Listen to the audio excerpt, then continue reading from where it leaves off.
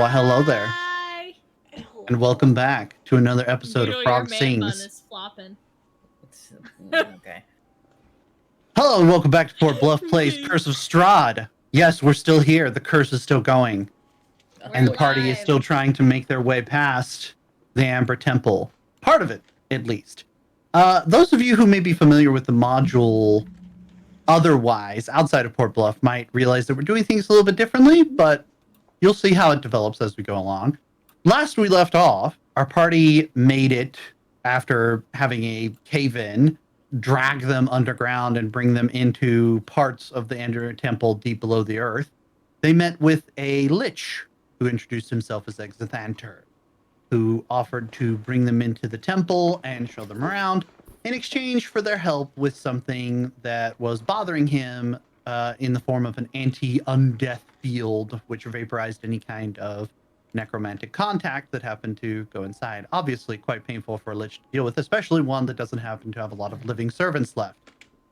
The party, along with the aid of his spell book in the hands of Crane, were able to bring down the devilish fiends which occupied the area, or at least one of them, a Glabrazu, it was called, which almost managed to fell one of the party members, but thanks to a clutch heal, he was able to be brought back from the brink of death. But now the party watch in horror as two smaller devils, which had erstwhile remained either invisible or just unnoticed under the hoofs of the Glabrazu, slam the teleportation circle with their tiny fiendish paws once more and scream for something even stronger to be brought through. And it is here that we enter tonight's session. Bitch. Let me teleport up. Yay, I was muted. Yay. Yeah. That's what I you said. Oh, I'm a bear. You are still a bear. The confusion has worn off from some of the party members who had been confused previously. You are all winded. Everybody is hurt in some way. Everybody has cast spells. Everybody is feeling somewhat exhausted. But these two imps have slammed their teleportation circle once again, and a hole has appeared right next to, essentially right behind Barm's foot, as he's facing Aaron, trying to make sure that he's okay. And the gathered party watch in horror as a large, crusty, scaly head begins to emerge from the hole in the teleportation circle. It appears to be glowing as if with almost a lava-like energy, and a great heat blasts into the chamber. Let me roll and put up He our needs some Jergens Ultra battle healing. music. You need some milk. He needs some milk. Whoa, whoa. Oh shit. Oh, snap. Is this Holy fucking shit, Everhood? am I playing this? What? Is this Everhood right now? Techbug, what? I said, am I playing this? No. Give me a second. We're jiving, dude. Okay. Barum and Aaron and the two hellhounds who are closest to the circle, you both take, or all four of you take, 15 fire damage immediately as the heat pouring out of the furnace-like interior of the teleportation circle is so hot that it immediately blasts into you with a wave of thermal energy. Kill Kel. me, baby, one more time. Lovely. Kel, you also take 15 fire damage. You You're said close enough. 15? 15 fire damage, yes. Hit me, baby, one more time. Where's everyone else? I see. I am behind you guys a little ways. Mm-hmm. Oh, okay. Yeah, I see. Where? There's a bear in the corner. Oh, there's a bit. Oh, she's way down there. That's right. That's right. I Mhm. forgot she was I'm here. doing her own thing. There's a I was chasing the scream butterfly. I as forgot. two imps are vaporized immediately as well. Ah! Oh, well, good. Melting away into ash. Perfect. Good, get fucked. The Yeah. circle begins to melt. Oh. Oh, The that's heat good. is so intense around this whatever fiery demon's head. Its head easily the size of Aaron and Barum combined. This thing is massive.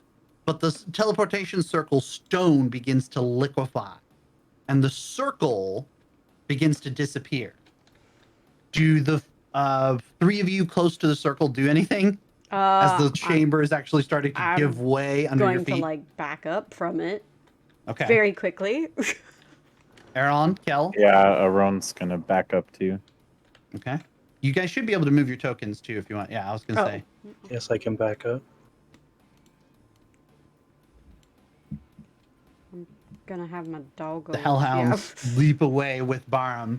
The circle, the heat around the circle intensifies and it begins to glow orange and then bright yellow. And then finally, the teleportation circle gives way. There's an intense snapping sound as if like the world's largest rubber band has just snapped. And the blue lines connecting the circle fade. And as it does, the circle closes and you hear this sickly as the demon's head is severed as the planes collapse and the circle is made incomplete. Okay. The stone hisses and pops and moves. It's turned into molten lava, Look at that. but the It's a circle rainbow. is a complete wreck. Rainbow. Reading rainbow. Reading rainbow. Is there music Silence. right now? Yes. There should be. It's It's low. very quiet. It's very quiet. Okay. Someone turned it down. I should turn it all down so that y'all can actually turn it up and make it, How do comfortable you for you. say turn down? Silence What? reigns in the teleportation chamber. What do you do? Wait, what rains? Sorry. Silence. Oh. Me She's like, listening wait, to this go banging back. music? I don't think so. Here, I put it on battle music to psych you guys out, and now I'll put it to calm music. Oh. Reading rainbow.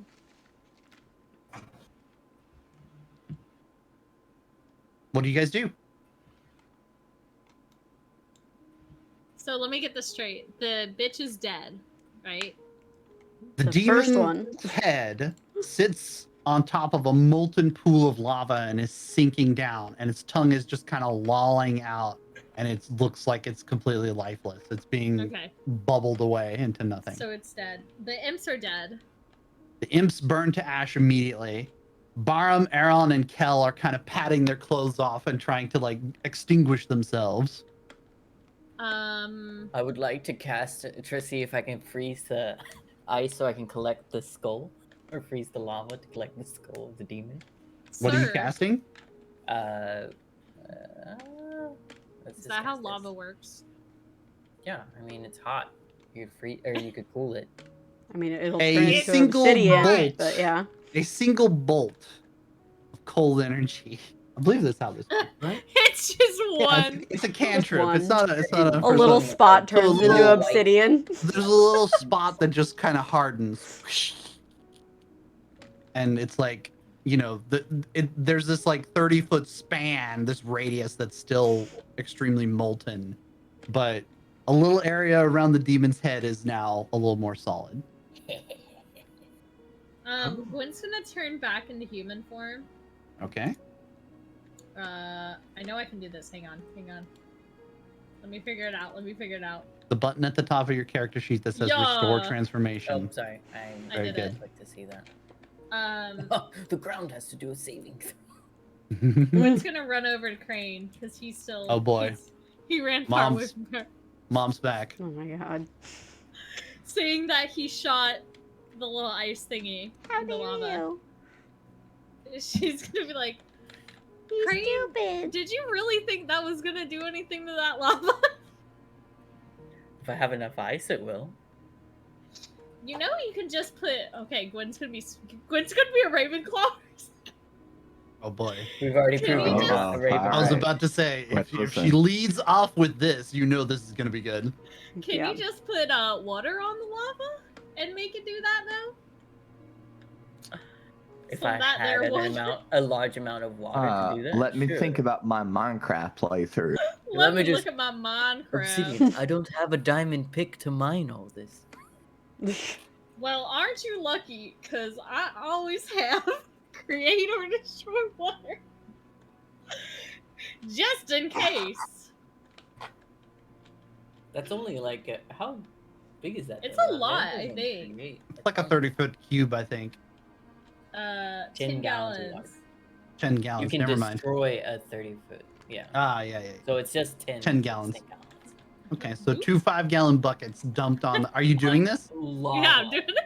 All right. Two 10-gallon buckets. You walk up to the edge 5-gallon bucket. and create water and splash water down onto the lava. It immediately vaporizes into steam and blasts back in your face. Because it's not That's so true. cold, so it just is closer to the boiling point already.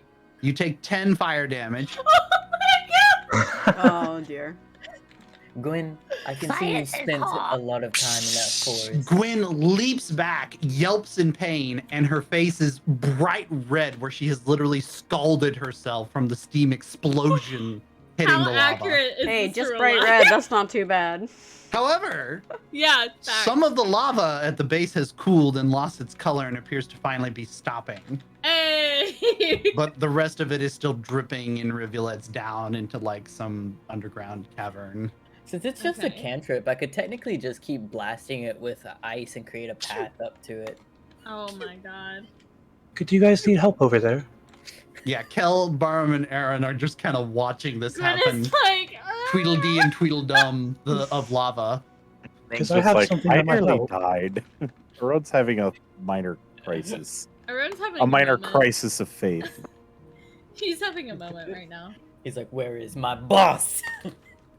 Why is Where's he my not boss at? protecting me? He did. I don't know if this might help, but it might help. Oh. Oh. Sweet story. That's a lot bigger than I expected. Holy shit. It's late. We're all just blasting. Is this the puzzle, DB? No, God. that's what's Let's hope hilarious. not. This isn't even close to the puzzle, trust me. This doesn't even If I- matter. If I It still can't Kel matter still. focuses for a moment, Holy shit. and the area becomes covered in a hail of snow. Sleet pours from this makeshift cloud that appears out of nowhere and begins blanketing the area. More steam is created. The area becomes a makeshift sauna as the volume of water hits this much lava and begins to cool it down. Thankfully, a spell of that magnitude does seem to actually kind of work. The temperature is dropped and it goes from feeling like you're sitting in a lava chamber to, oh, this is kind of pleasant, like, you know, maybe more like 100 degrees or so. It's still hot. It's very humid now. There's so much moisture in the air, but okay, this is doable. And at the base, you can see that the rock has hardened into some kind of glassy black stone with the demon's head just kind of half melted and half above. And it's still a ruined teleportation circle. R.I.P. Well, is it all like you said it's all hardened now? Mm-hmm. It's hot. It's very hot still, but you know, it's got a little pool of water at the bottom now. Thank you. If I had Ice Storm, I would have done that myself, but unfortunately I did not. It was quite fun. It's like throwing a rock. And it makes into me a pond. feel at home. This Bath tournament episode, is a anybody? mystery. Hot tub stream Hot spring? on Port Hot tub Bluff. stream. Cal hot tub stream. It's about time for You that literally damn made it. turtle. Gonna make some turtle soup. Okay, let's blast her away. No. I'm just kidding, don't worry. Suddenly there's a voice in Crane's head. Oh, Well, Are you all right yet? Is everything okay? You can reply to this message. I forgot about that. yes, we're. This message will repeat on 15-minute intervals. Oh no. Oh my goodness. We're okay. Well, for now at least. You feel like a thought has left your head, almost like a mental message, sort of. And swiftly, Almost immediately, it replies back. Ah, is the field down? Is it working? You may reply to this message. This message will repeat at 15-minute intervals. The field isn't down yet, I don't believe. Are you sure? Do we You may know? reply to this message. Crane's gonna try to just cast Chill Touch. Okay. You focus on bringing a skeletal hand into being. A little bit aware that if there is an anti-undeath field, this may have dire consequences for you. And as you do, the hand settles into being before you. And it doesn't immediately puff away. It seems as though it is possibly gone.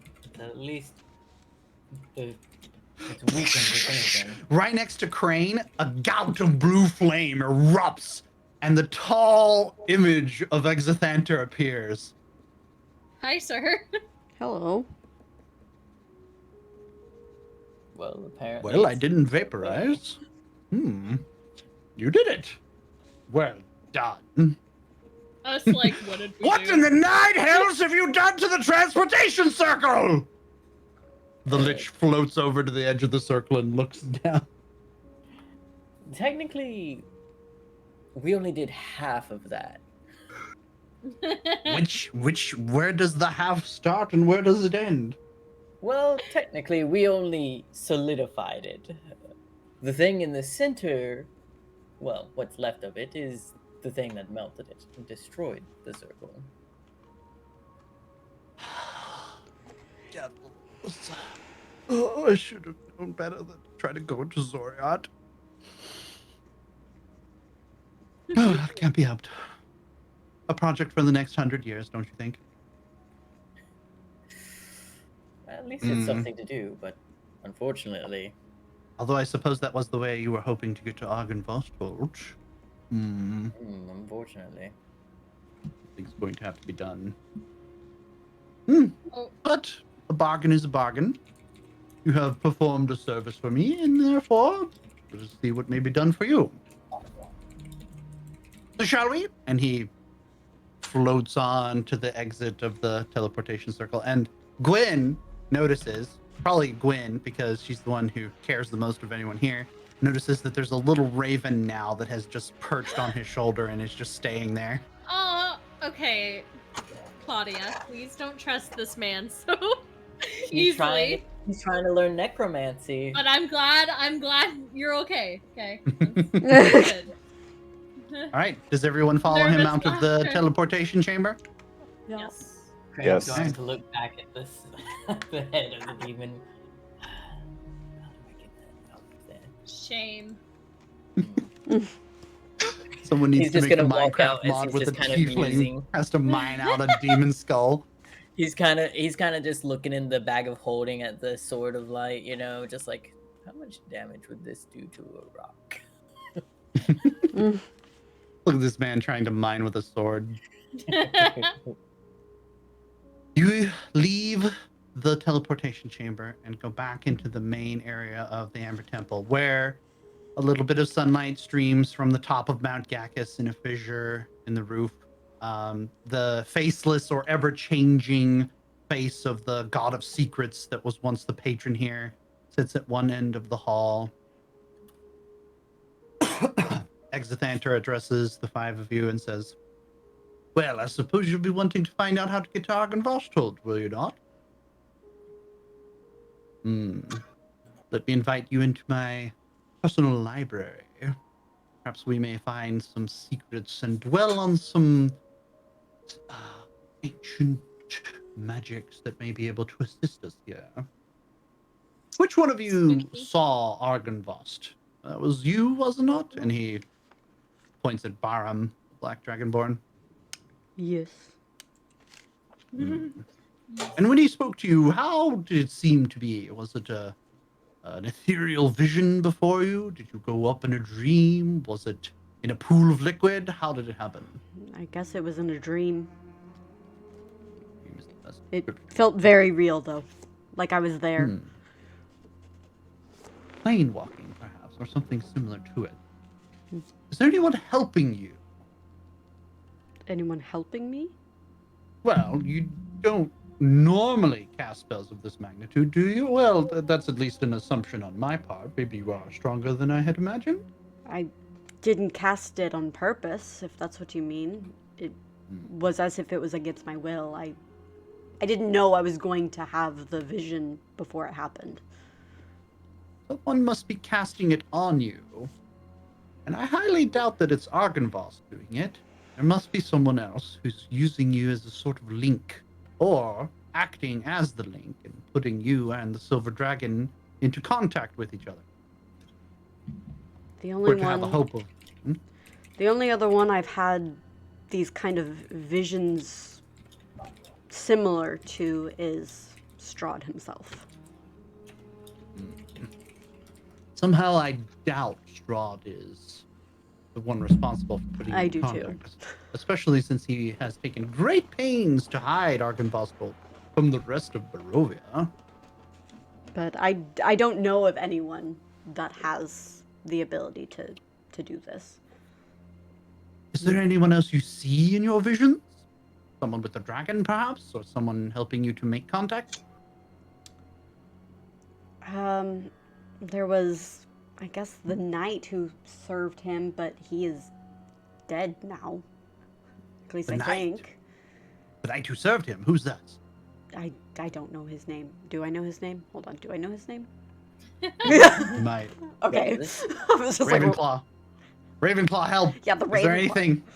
Let me see. This was during the I don't think. visions. Yeah. Mhm.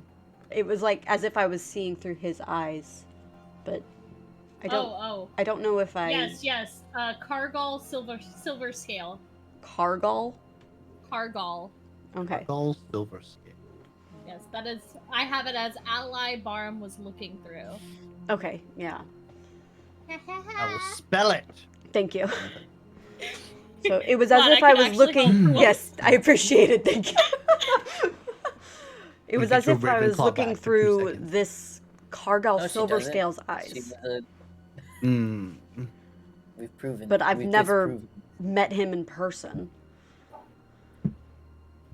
The dragons are cunning creatures, especially skilled in arcane matters. I wonder if your dragon council specially equipped this knight to be able to make contact with you and to act as a tool to find Argynvost.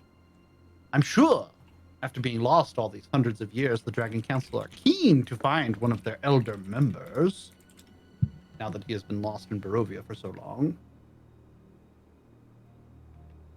It would be It's a shame to possible. learn of his fate. Hmm.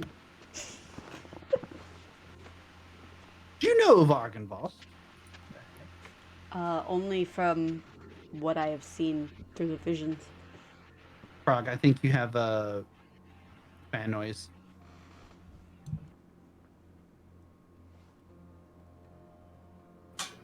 So you don't know then of how Argynvost came here and what he did at Barovia? Only the name. Yes. Mm-mm. Well, now might be a good time for just a brief history lesson while we continue our exploration of the Amber Temple. Yeah. He begins to lead you into one of the wings of the Amber Temple, an area that seems to have been especially made for the Lich and his studies. There are extra flame skulls guarding the area, and rather than having a bunch of amber fossil chambers containing different strange entities and oddities, you immediately start to pass by vast rows of bookshelves and magical items and materials, things that look as mundane as simple clumps of gemstones or perhaps some exotic jars with some kind of strange liquid that bubbles and froths inside it, to piles of gold and glittering diamonds, pearls of great value, things like that. But Xanthanter ignores most of it as he charges into his story. Argynvost dwelt here long before Strahd ever arrived in Barovia, and as a silver dragon, he was particularly taken with the humans here.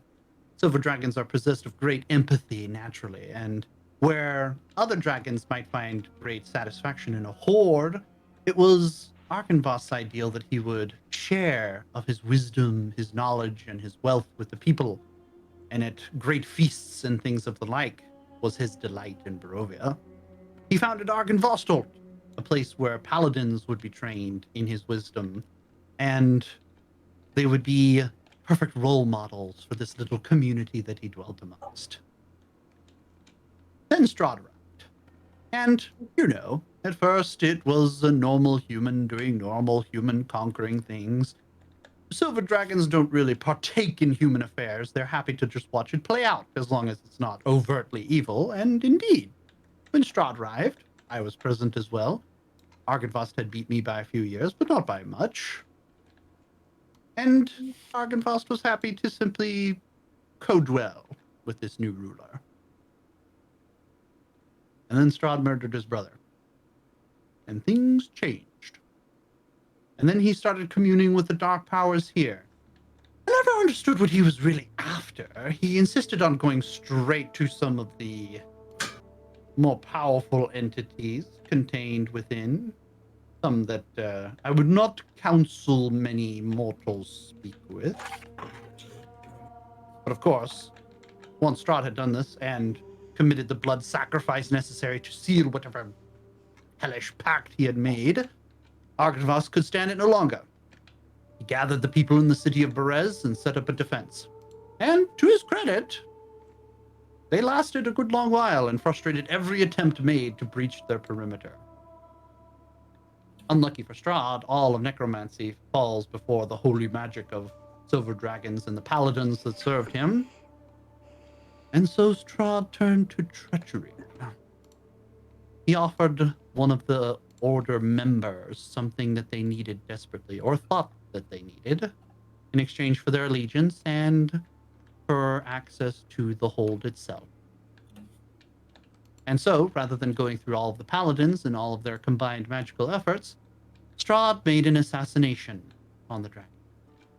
He took his most powerful vampire knights and, in one evening, slew the dragon in his den. Took the scales off his body and forged himself the blood-red dragon scale mail armor that he wears to this day. And of course, without the dragon to protect them, the paladins did not last much longer. All that's left of Berez now is the muddy pond, and of Arkenvostholt itself, it's as if it was transported away from the plane. An amazing effort on Strahd's part, even given the powers that he's been granted here in his own little demi-plane of dread. And that is the mystery that we must unravel. How did he manage to take what was a concrete location and mask it in such a way that even I, with all my magical prowess, have not been able to penetrate all this time? What secrets might lie in the Silver Dragon's realm? Perhaps maybe I would have been able to help us. I don't. Not like I want to bump into Strahd that often to begin with, but the Silver Dragon was nice to talk to from time to time. In my guise as a human, of course. Didn't care much for necromancers, that one. I wonder why.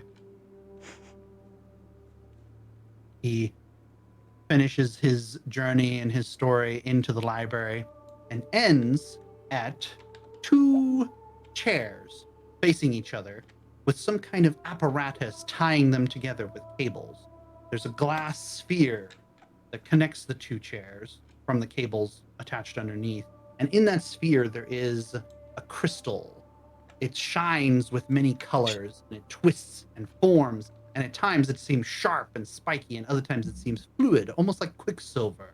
And it morphs and goes to and fro while it sparks with arcane energy. This is where we're going to try to find out your secret. I'm hoping that your Kargal is like most dragons and contains within himself the blueprints necessary to take us to Arkenvostholt. Because if I don't put it too far past your Dragon Council, I believe they gave Kargal, whether he knew it or not, the tools to find Arkenvost. He acts like a kind of homing beacon amongst the planes, and that is how he, despite being a fairly ordinary dragon himself, wandered right up to the silver dragon that many have searched for in years to come. If we can find that link within your own mind, then I can use that, paired with a teleportation circle, which, by the way, I'm going to need to rebuild that as well, to take you right into the front door. I don't see much other recourse, so unless anybody has a better plan, get in the chair.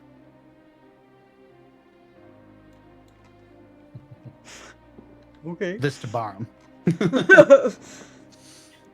In order for this to work, I'm going to need to pair you with someone. Because, unfortunately, if you come into contact with my memories in my mind, you'll be vaporized instantaneously. So one of these mortals is going to have to get to the other chair and act as my vessel. Who among these other four would you consider yourself closest to? Probably Crane.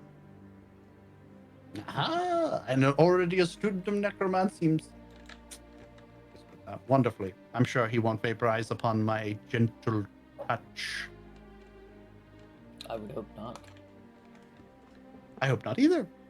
You seem like you have a long and promising career ahead of you. Let's hope so.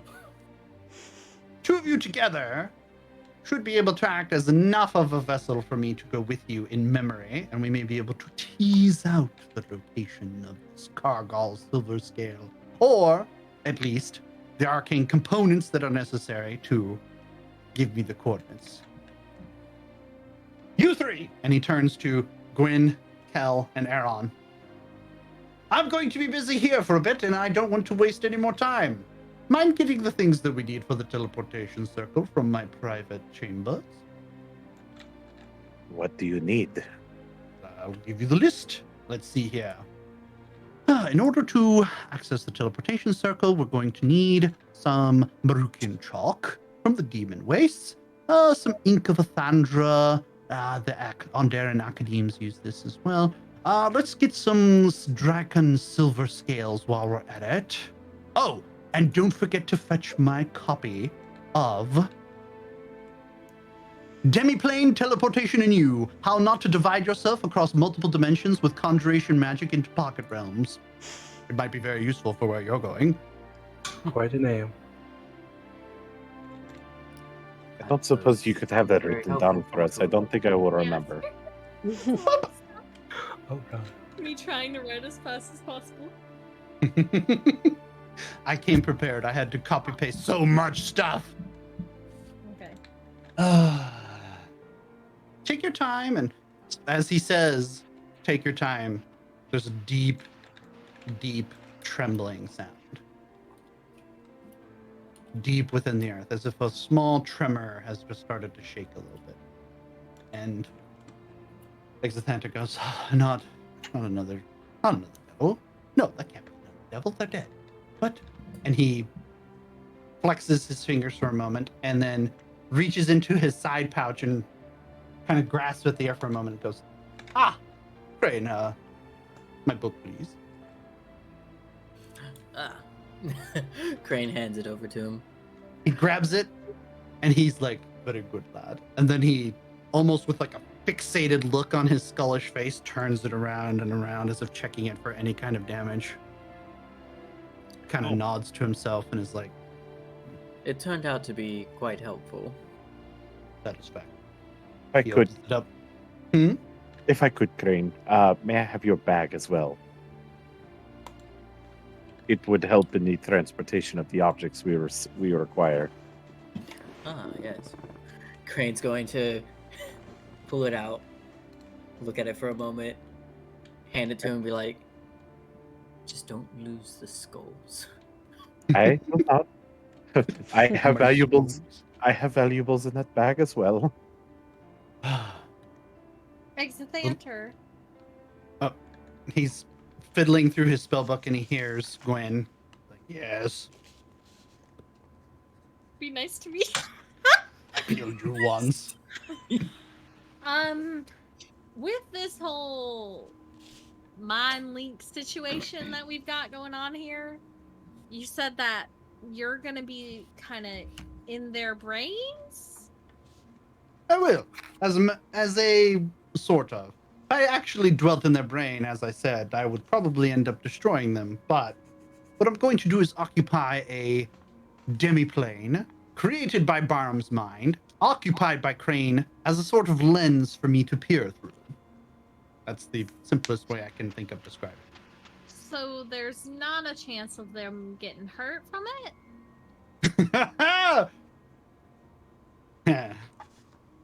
He finishes casting his spell, and you see an image displayed in front of you, as if spread out on a holographic field. Not something that you normally see on Eberron or even amongst magical circles, but it's quite large. And you realize it is the front of the Amber Temple. And you watch as one of the statues is coming to life with a groaning and a creaking sound that is just kind of barely making noise across the field. And suddenly it is struck by a comet, it almost looks like. A flaming green comet, which smashes into it and shatters the golem into 1,000 pieces across the front of the cliff. Your eyes train to the other side of the table, opposite the entrance, and you see dozens of rat men clustered around what appear to be siege engines. Catapults, which they are currently reloading with some kind of fiery green substance that burns with a hellish energy. Standing amongst the Skaven is a knight dressed in black armor. And as the Skaven reload each catapult, this knight reaches toward the inert rock, and a blast of flame emerges from his hand, and he lights each of the rocks as they become reloaded with this green flame. And every time he does, he pulls back on a gauntlet that covers a red hand. And then he goes to the next one, and then he pulls off the glove, lights it with the green flame, and puts it back on. And you can just barely see some horns protruding from the helmet that he's wearing. What's that? It looks like Strahd has finally grown impatient with you lot. He seems to know that you're here. It appears that he's besieging this temple. I almost said my temple. It's not really my temple, so I suppose he can do what he wants. But they're not going to last much longer, so not all the time in the world to get those materials now, is there? Send us on our way. Another trembling sound from deep beneath the earth as another statue topples down and more catapults hammer into the front of the temple. Gwen is just gonna quickly look at both Crane and Barham and be like, Crane, try not to get yourself killed again, and Barham, you just do what you always do. Crane's going to look quite Stop wasting insulted and look at Gwen and say, try not to get us killed. Barham's just like, what does that even mean? I would never. Rats? Really? Strahd, rats? That's He the loves direction here? his And rats. what is that? This fiery fire was never his thing. Where is this fire coming from? That swear, the standards may are be falling. my brother. Okay. Aron just turns. He's like, I'm going. We need to get this done. Well, He's- wait, Aron, we gotta figure out what Shut up who's now! going And for which. Aaron Oh starts my god. walking away. Bye bye. All right. It's time to have split party moment.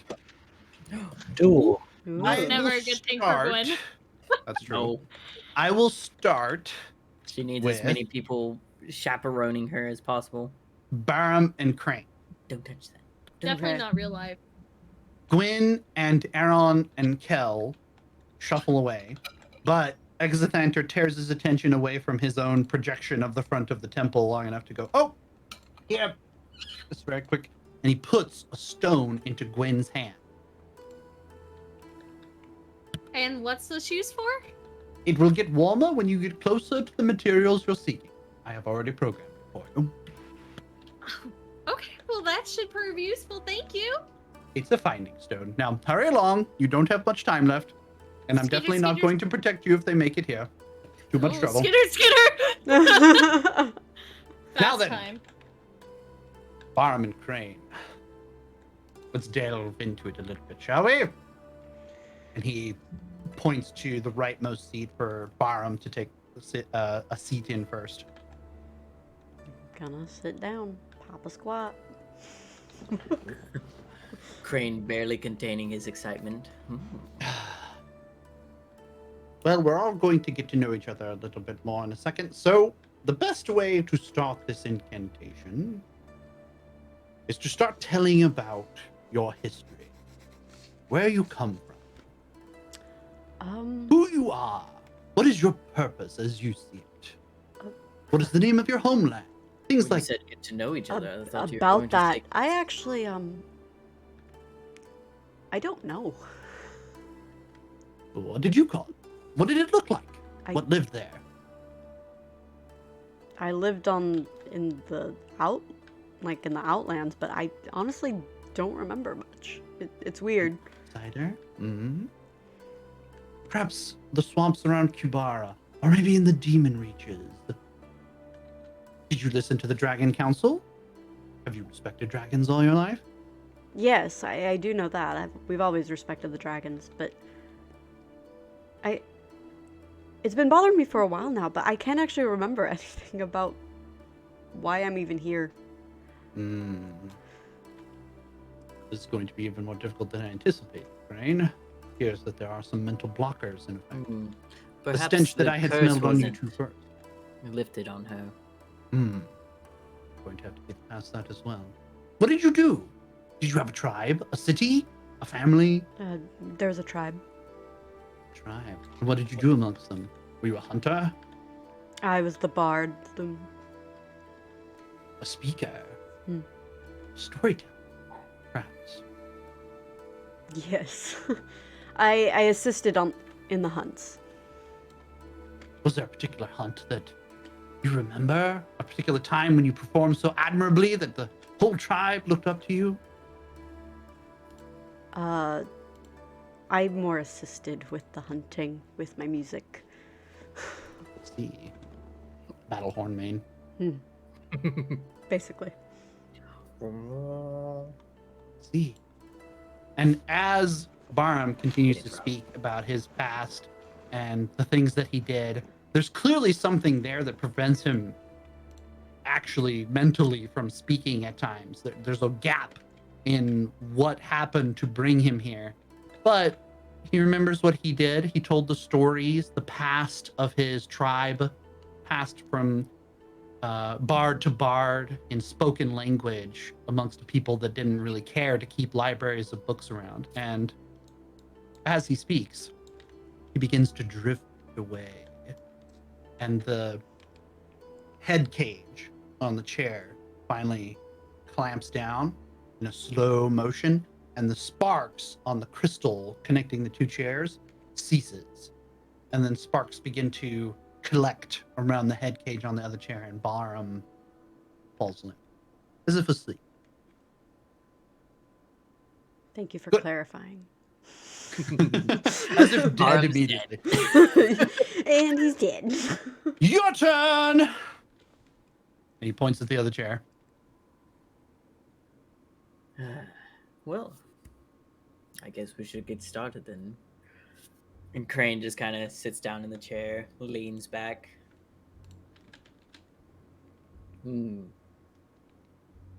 I came from a family. Oh, well, Oh, really? off family, noble family. I had parents. I was born. I was hatched at a young age. I was born At at the a age very of 5, young I was age born to without a face. family of many families that were also born at one point. Fascinating. It was a noble family, the Athers. My mother and father and my older brother practiced the magics of flame and focused primarily on that. They were sorcerers. Most of our family have come from sorcerers and have an innate attraction to fire. I thought it primitive and meager and decided to take study up for something more. Since what is fire but a quick spark of life and then it's gone? So why not control death? Invest. Yes. I understand as well. And so most of that was just growing up, and my family did not seem to care too much for that. But they could not really see what was happening, what the goals or the splendor that it held. They only saw the decay that it brought. Or, well, stopped. And the fact that it could not cease that decay, or bring it back at least from what it was at. They merely saw something as monstrosities. But my brother was more after my parents, and he focused on the study of the arts and joined a college of and just sought an education forward there. Exithanter looks at his projection that he still has running. One of the last of the golems topples down, and he remarks, just seems to have done well for himself in his studies. Yes, he was quite the pride of the family.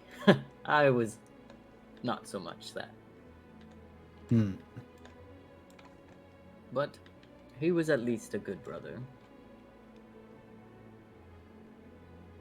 And as he makes this last musing, Crane feels a fuzzy sensation hit his head, and he realizes that the head cage has deployed down. The spark has left the middle cage again and hits his head, and as he does, the world kind of whites out. Shutting down.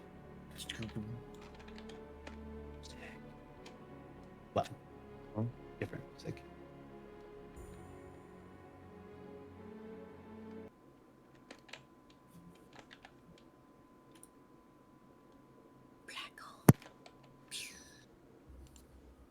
Barham's next sensation, it's not really the feeling of waking up, but the next thing Barham notices after talking a little bit about his past and being confused again by that odd gray wall of nothingness that always presents itself when it's time for him to think about what caused him to leave that village of happy dragonish faces that he had once known, these people that he had told stories to all his life, and the elders that had told him their stories. What would make him leave that? Did something happen to them? If something did happen, why doesn't he remember it? Why is that part blocked out? Why is this happening? But as he dwells on that, he awakens to a kind of dreamy, starry space. Okay. Can everybody see the scene now? So Okay. beautiful. It is your home place, which you didn't have a particular name for, but it is a swampy, badlands kind of place. A combination of a desert and a low marsh where it meets the ocean. And you can it's as if you're taking it all in at once. You're not seeing one particular location, you're seeing all of it. The place that you had dwelt in for many years before you ever decided to leave. This was your hunting grounds. This was your spawning grounds. This was your place that you traveled in order to have epiphanies about magic. This was your life. This was your home. This was your people's home. And you're kind of taking it all in at once and marveling again. It all has a dreamlike quality to it. It all seems to be under not sunlight, not moonlight, but a starlight. A fuzzy kind of starlight covers the whole thing in a sort of hazy twilight. And then there's a presence near you. Not a body, but you realize that you aren't alone anymore. You have that sensation as if somebody else has entered the room with you. And you hear a voice speaking. It's Exithanter's voice, but it's coming from overhead, so far overhead that it sounds like you're at the bottom of a well, and he's talking to you from far, far away. Barham, can you hear us? Yes, I can hear you. Crane, speak up.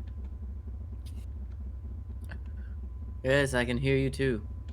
Crane sounds like he's right next to you, and your vision kind of whirls around for a bit. You don't have a body connected to it to be able to take it in, but you realize that he's not there. The body's not there. Neither is your body there, but your two consciousnesses are right next to each other, looking out over the expanse of Barm's memories.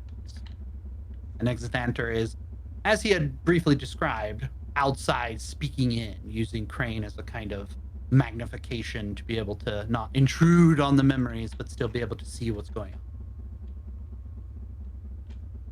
Well, I see. Appears to be Kubar after all. The swamps are filled with dinosaurs, they say. Did you hunt dinosaurs, perhaps, Barum? Yes, we did. And as Barum thinks about that and brings that memory to the fore, the landscape zooms past and it focuses in on a particular patch of marshland. And you can see Barum perched in a stalking formation amongst the rushes of the swamp.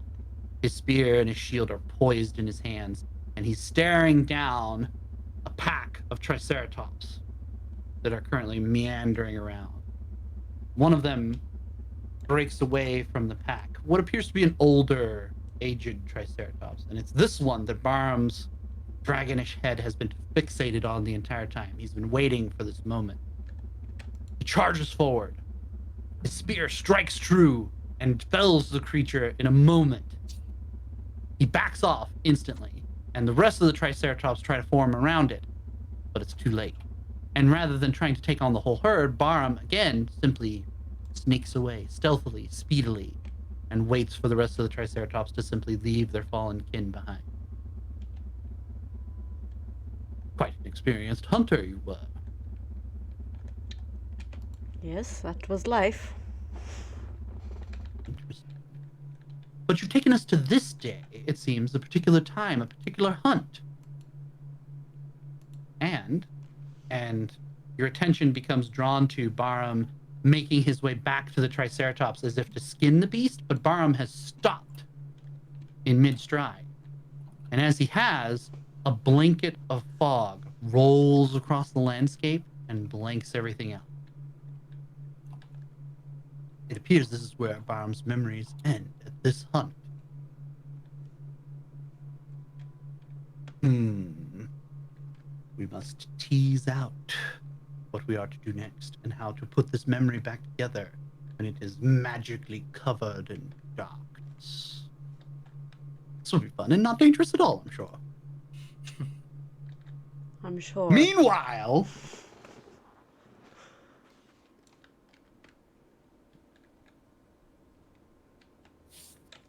welcome to the Lich's Library segment with Ravenclaw Gwyn, mortally wounded Aaron, and Kel, the glue that holds the party together. I cannot see the screen, DB. Aaron and It- Oh Aaron and no, let me Druid turn Blood. off illumination. There we go. There it is. Beautiful. There we go. Oh, look, some skulls. Perfect. Too bad someone's Just not there. collect those.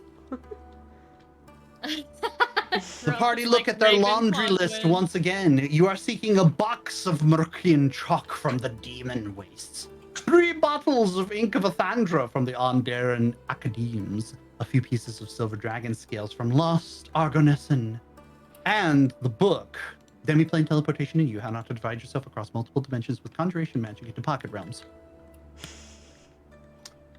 Where to begin? No. Gwyn, did he?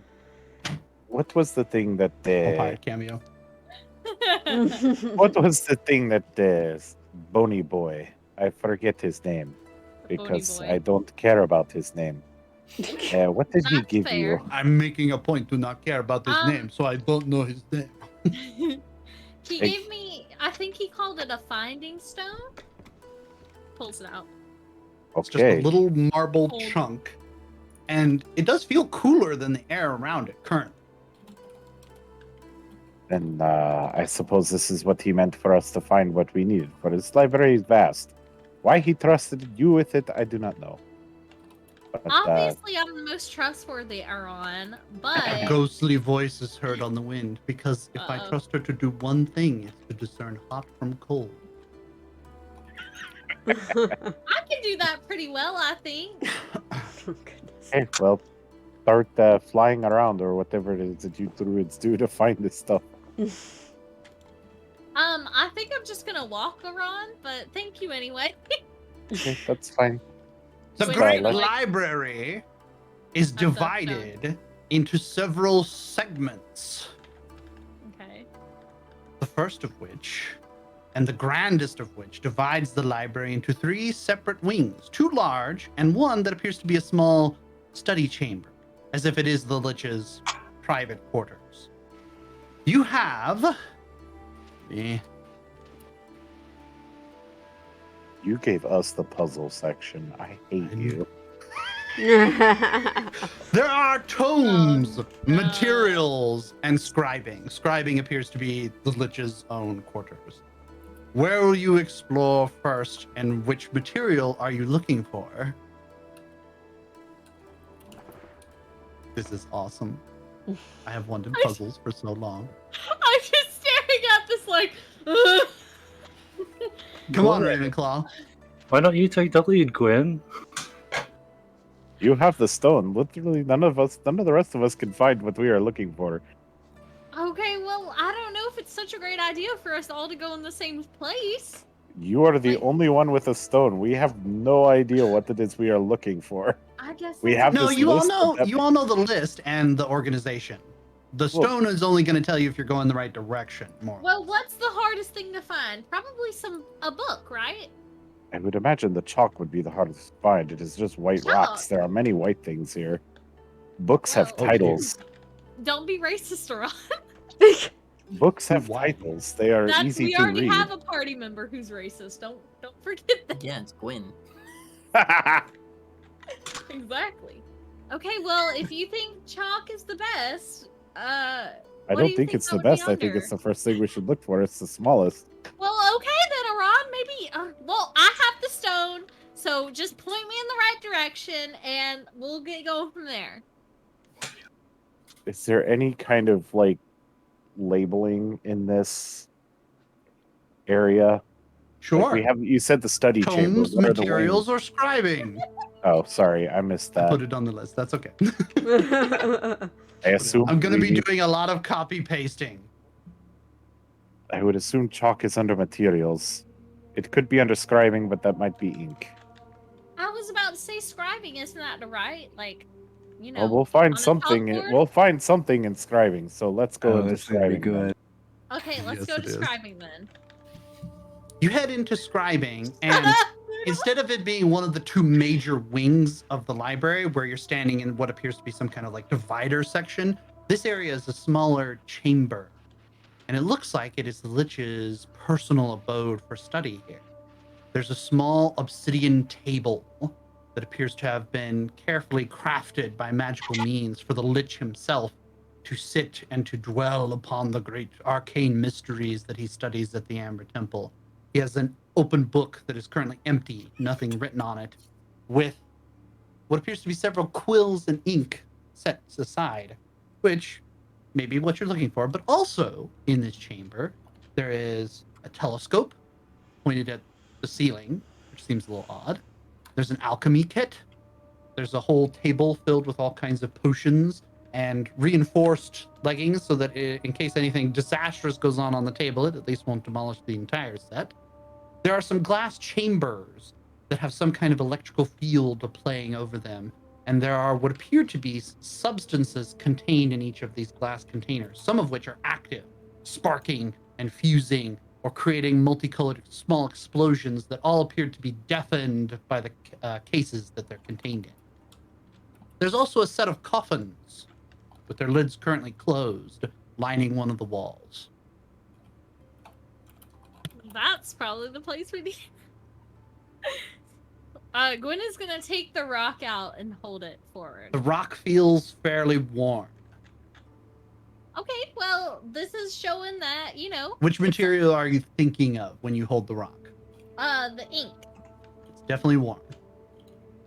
Gwen is gonna walk up to the table and hold the rock up to the ink wells that are on the thingy, on the table. You walk up to the scribing table and hold it up to the inks, and it gets a little cooler, but it's warmer than it was at the door. And you notice amongst the empty books and the parchment papers that are currently unbound and the quills that there are open ink bottles, but there's also a set in a glass box. And when you hold the rock up to that glass box, it glows the hottest. Okay, I think this is the ink that we need then. If you say so. Okay, I'm gonna take the 3 bottles and put them in the bag of holding. That You Haran has. reach up to the glass box, and as you attempt to Oh, open it, no! it jiggles a little bit. And you hear a voice speak and say, "You must answer me these riddles 3. Are you fucking kidding me? Not riddles. I wish the demon had killed me. Right? Kel I and wish I'd Aaron stayed dead. and Gwyn all watch this box speak in a Oh, droll voice. Okay, what's the riddles, Mr. Box? What has to be broken before you can use it? Have you heard of D? These what? These what? nuts. Okay, what has to be broken before you can use it? An egg. Is that your final answer? Well, that's not necessarily true. You can probably boil an egg, right? But you cannot eat it with the shell on. I've definitely heard of people eating eggs. I hope not. Or even Wait. Who do you know of that eats eggs with shells Who eats on? eggs with the If shells? anyone eats an egg with the shell, I am calling the Types police. of eggs you can eat. Our with mother the is strange. shell on. Please forgive us. Someone needs to call Criminal Minds because there's definitely some bodies buried. I'm concerned, Frog. Well, how many And they guesses say do we have? mashed potatoes is gross. 1.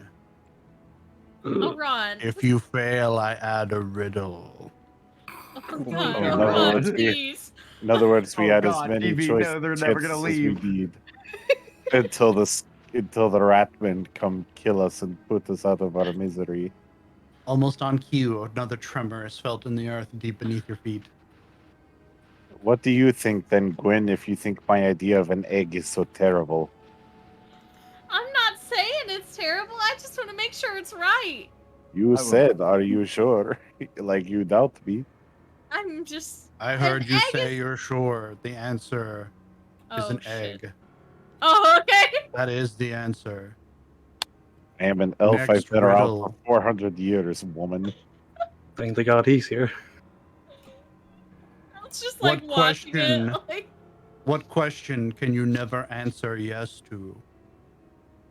an open-ended question. That's what they teach me in sales. Is that your final answer? I learned that in selling school.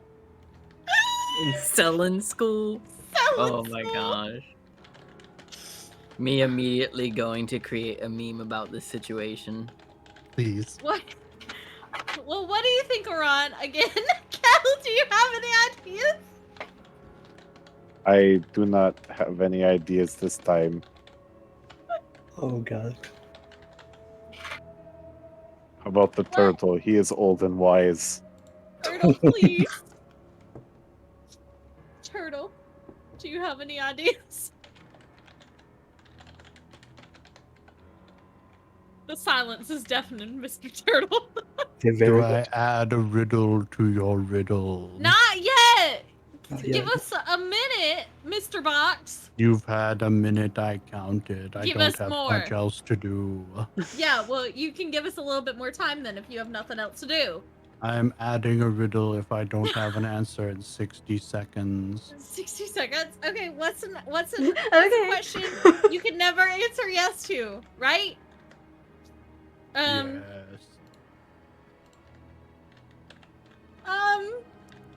Rex is going. And this makes me worse in Rex's mind than Tech Bug. Are you dead? Some question you can never answer yes to. That is the answer. Typical Look at necromantic you. necromancer egg. Necromancer question. Necromancer egg. I'm losing my mind. I think we're all losing it, Can I Ron. offer you an egg in this trying time? Because that would be undead Be sure to and peel not it. dead. Be sure my to God. peel it, please. Holy shit. What do you keep after giving away to someone? The memories. Your virginity.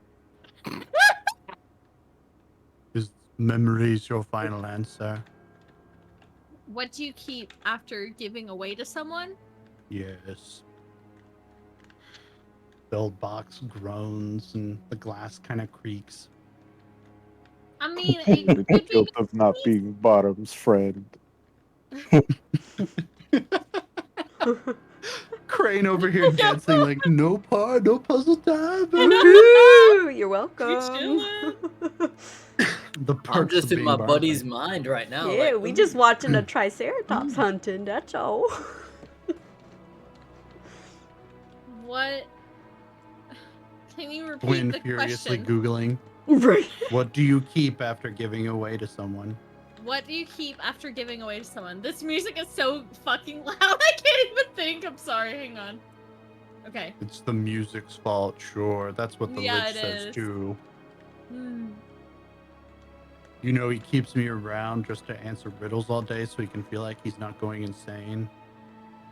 I could see that with him, to be Can you honest. believe that? What do you keep after giving away to someone?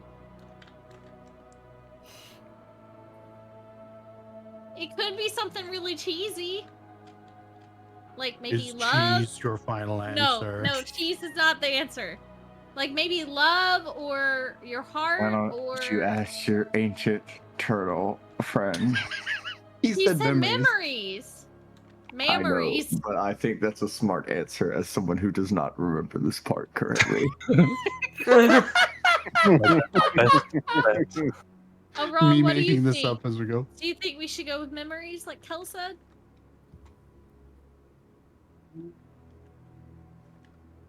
No, because how do you give your memories to someone? You can't. Okay, mean, well then what can you give? Love, right? 15 seconds remain. I don't That's keep okay. love after I give it. Yes, you do. You still love someone once you give them love, right? It's But definitely I don't your keep it virginity. for myself. Well, what's a good answer then? An oath, a promise. A promise! A promise! A promise! Yes, a promise! That's the Jeez. final answer. That is correct. That's assuming you're a good person. Jeez. Good job, Laurent! Gwen is It's- gonna raise her hand up for Wait, a high people five. keep promises That around would be here? keeping your promise. I gave an Why are oath. you raising your hand? She's waiting for a high five from I, Laurent. as a warlock, would know better than anyone else about giving something and then keeping it if it's an oath. Laurent, Yes. come on! Come on! The glass container unlocks and it slowly creaks open. Gwen's just gonna pat both of their shoulders instead. 3 bottles of ink have been acquired, and the stone glows Sick. white hot when anybody Wow. thinks about ink of Athandra when they're holding the bottles. So you think you have the right ones. Green opens up the bag of holding and puts the ink in it. Woo! We're inscribing, aren't we? 3 ingredients remain. Yeah, fuck we is need that? the chalk, the scales, and the book. Oh, we're going Eh. back to them really quick. The chalk could be in here, but it could be in materials. Think of the chalk. Meanwhile, in Barham's brain, Barham freezes in place or on the ground, and the hunt has stopped, and Exathanter considers his next move. In order to proceed, a few things are going to be necessary. The best way to tackle this is going to be understanding what Barham and his people did here. Once we understand that, then perhaps we can divine the nature of what would have caused Barham to leave his people. There must have been some kind of mission at stake, presumably, to bring him as far as Barovia. Maybe. We're a hunting tribe. Did you perform any tasks for the Dragon Council? Not that I can remember. I would go out with the hunting parties to help support them, healing if necessary, help them bolster their attack, encourage them. That kind of thing. Every once in a while I would do hunts on my own, but mostly I was with the hunting party. But what was the purpose of having a black dragonborn clan in the swamps of Kubara in the first place? Perhaps it was a purpose lost upon your tribe as well. Did the Dragon Council ever visit you? Did you speak to them in person? Not that I recall. I think they've passed through maybe once, but I don't remember. It would have been when I was young if they did. It is highly unlikely that the dragons would have simply forgotten about one of their dragonborn clans so far from home. And yet, perhaps, by the very act of existing there and keeping other parties away from there, making it a dangerous place, they would have performed some function. This must require some review upon what dragons do in Eberron.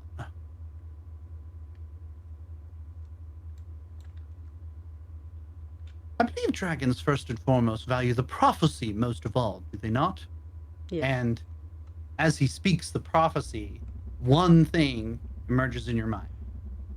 The Dragon Council serves something, an esoteric idea that they think of as a draconic prophecy. The prophecy isn't a one-sentence thing. It is the entire story of Eberron, written in the stars and read every time a dragon looks up at this heavens. So, depending on the position of the moon, the stars, the sun, or even some signs that may be received down below, which are always bad signs because Kyber, the realm below, or the dragon below, is always bad news. But taking these signs together, the dragons believe that they can eventually figure out how everything in Eberron is supposed to happen. That there's a cataclysmic event coming, and that everybody has a part to play, or a specific order they must go in order to prevent that from going poorly, and to bring everyone into a golden new age of transformation. A prophecy. Most dragons observe this, or in some way mess with this, but if you never did in particular, then perhaps that was a tertiary responsibility. Something else that may have happened in Kubara, I know other dragon tribes often fought with denizens of Kyber who would come to the surface. And Barum can recall that while his tribe didn't partake in particular, there were legends among his people of times of yore when all the dragonborn clans would gather together and fight aberrations. It was never specific in the stories what they were, but there were always tales of creatures that came up out of the caverns deep below the earth, and their shape defied imagination, and they had sentience, but it was a hideous sort of feral mindset that would come out of the earth, and they would seek to change people and to be like them. And it was the Dragonborn's duty, along with the rest of the Dragon Council, to put these horrors back down in the earth. And this is generally referred to, among Dragonborn circles, as the War on Kyber, which has since died down, but it's always a story in the back of every Dragonborn's mind. It's mostly used to scare hatchlings now, but if something ever comes out of the earth, if something ever comes out of the Underdark and claims to be of Kyber, it is the equivalent of Satan in our modern lingo, something to be feared and abhorred and fought against.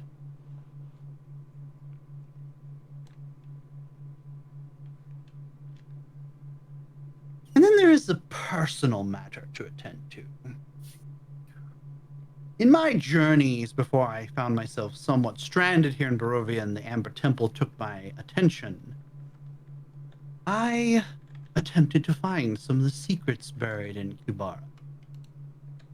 One of the ancient progenitor races, the giants, used to dwell there.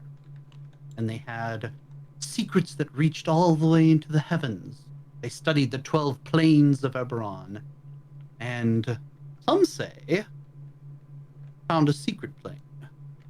But all mention of this 13th plane has been scrubbed from all books, even amongst those here in my own Amber Temple. But it would be part of my life's work to see if any of those secrets might lie in Kibara, or could point to this mythical 13th plane. I wonder if there were secrets there that were being guarded as well. But what of your home, Barum? What of your dwelling place? We see your hunting grounds here. Can you think of what your house looked like, or your tent, or your abode, your cave? I'm not sure what you lived in. We had houses in the fields. See, Humble livings. I mean, the Outlander. vision Yeah. zooms back and away from the swamp and draws you to, as Barum had said, humble abodes, mostly clay or adobe buildings that were constructed to shield from the hot sun and to provide some respite from the elements. Oddly, though, it looks like there should be people dwelling here, or dragonborn dwelling here, but every spot that a person would be standing, there's a perfect little outline of a foggy silhouette. And they're all missing. But in the center of town, surrounding a grayed out bonfire that is also frozen in time, there are dark statues where all light that hits them is being absorbed into it, and it makes it look like as if they're not even shadowed, but they're just holes in the fabric of reality. What are these? And as Exothanter looks closer, and Barum too is kind of drawn to this phenomenon, this is not something that was here in the village, Barum. This is something that seems to have been placed here, someone specifically. They're statues surrounding the inner bonfire area where your tribe would have cooked meat together, where your tribe would have celebrated births together, where your tribe would have heard your stories when they were feasting together. But now there's these 3 statues positioned equidistantly around the bonfire circle, and they each depict something different. One appears to be the outline of a dragon, color unknown because it's just a hole cut out into the world. But it's clearly dragonish, with wings outstretched and with great paws and a huge head. And in its hand is gripped a scroll. The second statue depicts a dragonborn. It appears to look very much like Barum. And you can see the outline of a spear in this dragonborn's hand, and it is piercing downward into an amorphous, tentacled blob's heart, it seems. And the blob is being pushed down into the earth, and the dragonborn is standing triumphant over it. The third statue is the strangest yet. It appears to be a ziggurat, tiered pyramidal structure, but on the top of which is standing an impossibly large humanoid, perhaps a giant. And his head and his hands are reached upward to the heavens. As you enter near the statues, Crane hears a clinking sound, like glass clinking together. And you look down and realize that with ethereal hands, you are holding several symbols which glow. Ooh.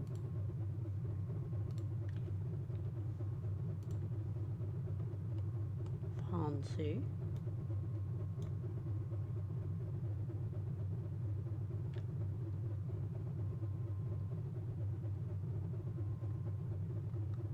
Ooh.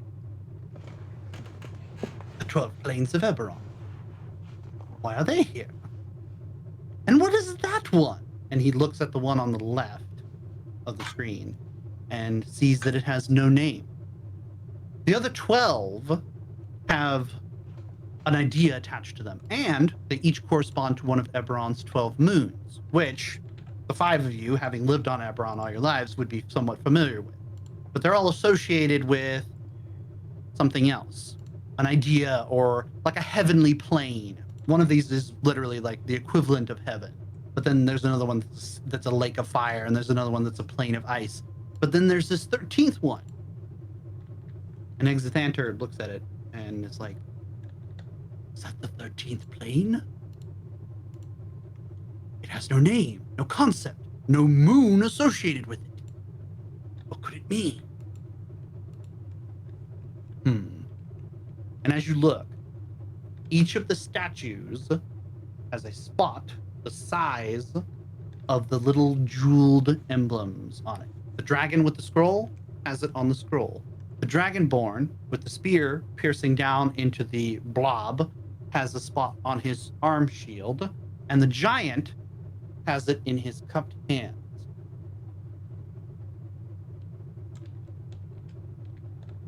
Interesting. Are you familiar with the planes and their purpose on Eberron? He asks the two of you. Yes. Let us review.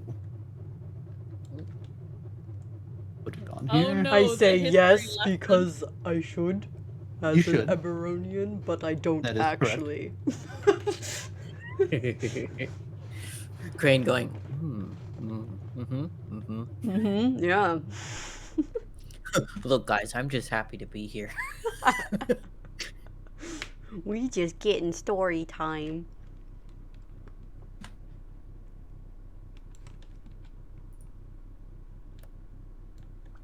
It's time for exposition. Oh, All right. Relative to the screen, you have the Siberius. Let me type that out. Siberius plains. Siberius, according to the great dragon myth that was how Eberron started, was the dragon of magic. And each of those planes corresponds to or is somehow associated with some kind of particularly strong school of magic or a particular order.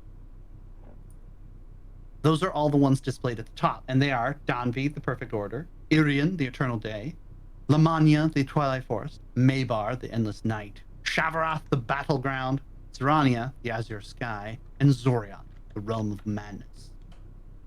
The next two, the ones which are closer to the bottom on the left and the right, but not below, are Eberonian. And Eberron, as the name implies, is the world. It's the dragon between. It's the dragon that makes up reality as we know it. And while Eberron itself could be argued to be a plane, it is also just the material world. It's the world you know. It's Earth, so to speak. But along with Eberron are the two places where mundane creatures go. Dollar, you're familiar with, the plane of the dead, where the dead go and lose all sense of self. But also, there's Thalanis, which is the fairy court or the Feywild, where natural creatures might dwell and where they draw their power from. Druids, in particular, would especially know of Thalanis. And then, at the bottom, are the three Kyberian planes, or the three planes of Kyber. Planes of evil and of great peril, and not great places to be in general. Those are Fernia, Ithri, and Rishia. And then there's this 13th one, which has no name and no concept associated with it. If I'm not mistaken, I'm going to have to think of what each statue is supposed to represent, which plane is associated with it, and make our decisions accordingly. And with that, it's time for our mid-roll break. And we'll let Barham and Crane dwell on this for a moment, while our party takes their pee breaks, gets their drinks, refreshes themselves, and we have our mid-break giveaway. Woo! Giveaway! Thank you, Vanna White. Yay. Or Frog. Vanna Frog. Vanna Frog. We out here. Lore, Gruff! Lore! Okay, so you guys are going to type in a keyword if you're still watching the stream. And once you have typed in your keyword, I'm going to enter you into a giveaway. This giveaway is not sponsored by Twitch in any way. It's only by Port Bluff, for Port Bluff, and for the purpose of spreading the good word of Port Bluff to everyone in all corners of the earth. Yeah. The Steam codes are all on our Discord, which the links are down below. If you would like to join and view our giveaway list, all of the games that we are giving away are on there. You can pick any ones on that list. and they will all be either a Steam code or sometimes it's a Uplay or an Origin code, but it's all PC codes. The keywords for today are puzzle time. Puzzle time. Puzzle time. Puzzle time. Puzzle time. I will write it in the chat just so everyone sees it. Puzzle time! Puzzle time. Puzzle Exclamation time. point. All right, Rex. We're gonna take her pee break. This is the only time that I plan to do puzzles. It has to be done. There's a bunch of new people here that don't know what a D&D is going to be without puzzles. So they had to be inundated somehow. Do you forgive me, Rex? There is silence. I don't think he forgives you. Rex doesn't forgive me. He might have. Left from the already gone restroom. to the bathroom or ran Yeah, I think to he get did, but a snack or something. he could also just be that mad at me. This is not what puzzles make him like.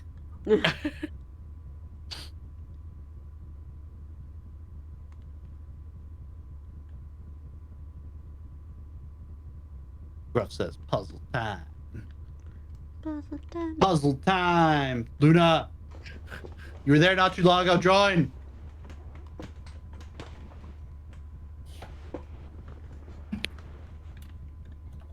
We know you are here. Show thyself. Enjoy the eternal torment, Mr. Arrow. You like that one? That's a really good one. Oh, hi, Rex. I was asking for your forgiveness for doing puzzles while you were gone. It's okay. Everybody needs their moment to shine. We gotta let our Ravenclaws have fun sometimes. You know?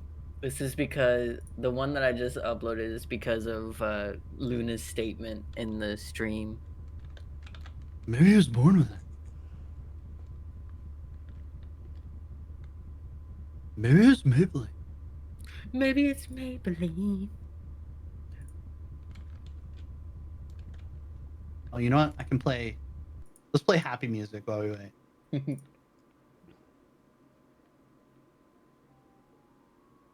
Oh.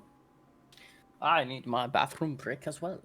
Oh, go do it. We got about 5 more minutes. Rex during a riddle episode. What's this here? Where did Luna go? Luna!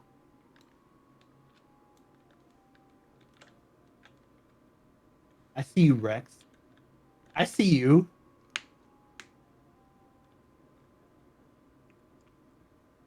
What do you see? Banging out a map or two while we wait. Shh. It's death, so I can do it. That's true. I Probably- just you almost walk. certainly can. Oh, you know what? I'm gonna spell. Frog is back. Welcome back. Hello. I'm typing more stuff for the note taker among us. Do I want to Oh, thank you. stream to Port Bluff? Oh no! Don't do it. Mm. So did you refer to these as sigils or planes?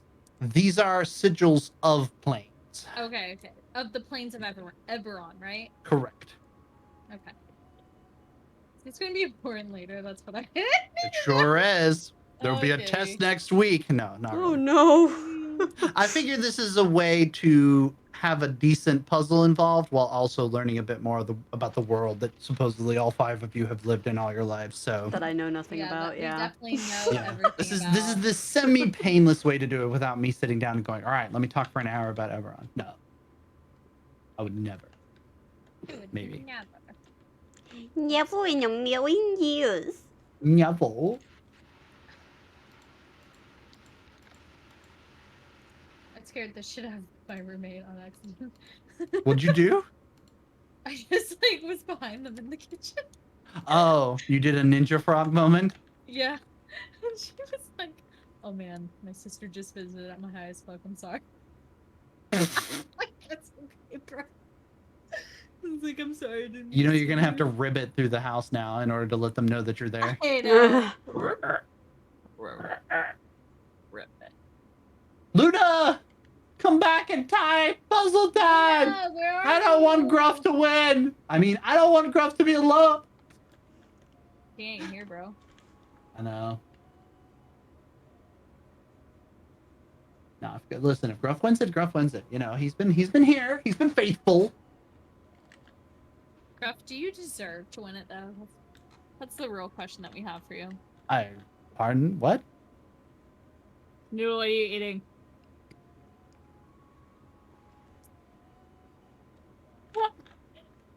POV, your frog in a new house.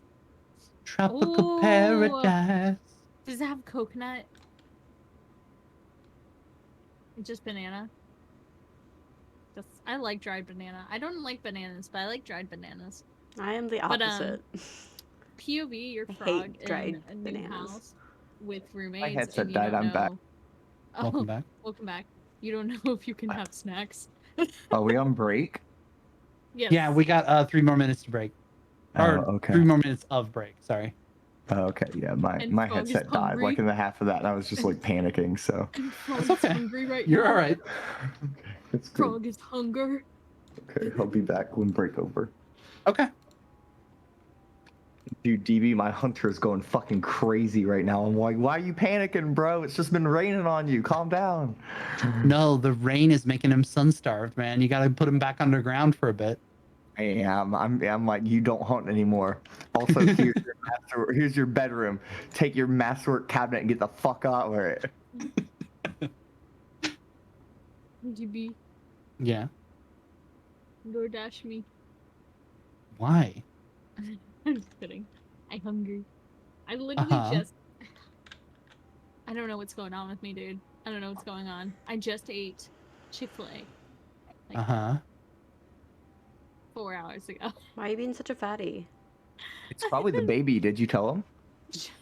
I'm not pregnant. No. Please. The day she walks in and is like, yeah, we're hungry. We're hungry.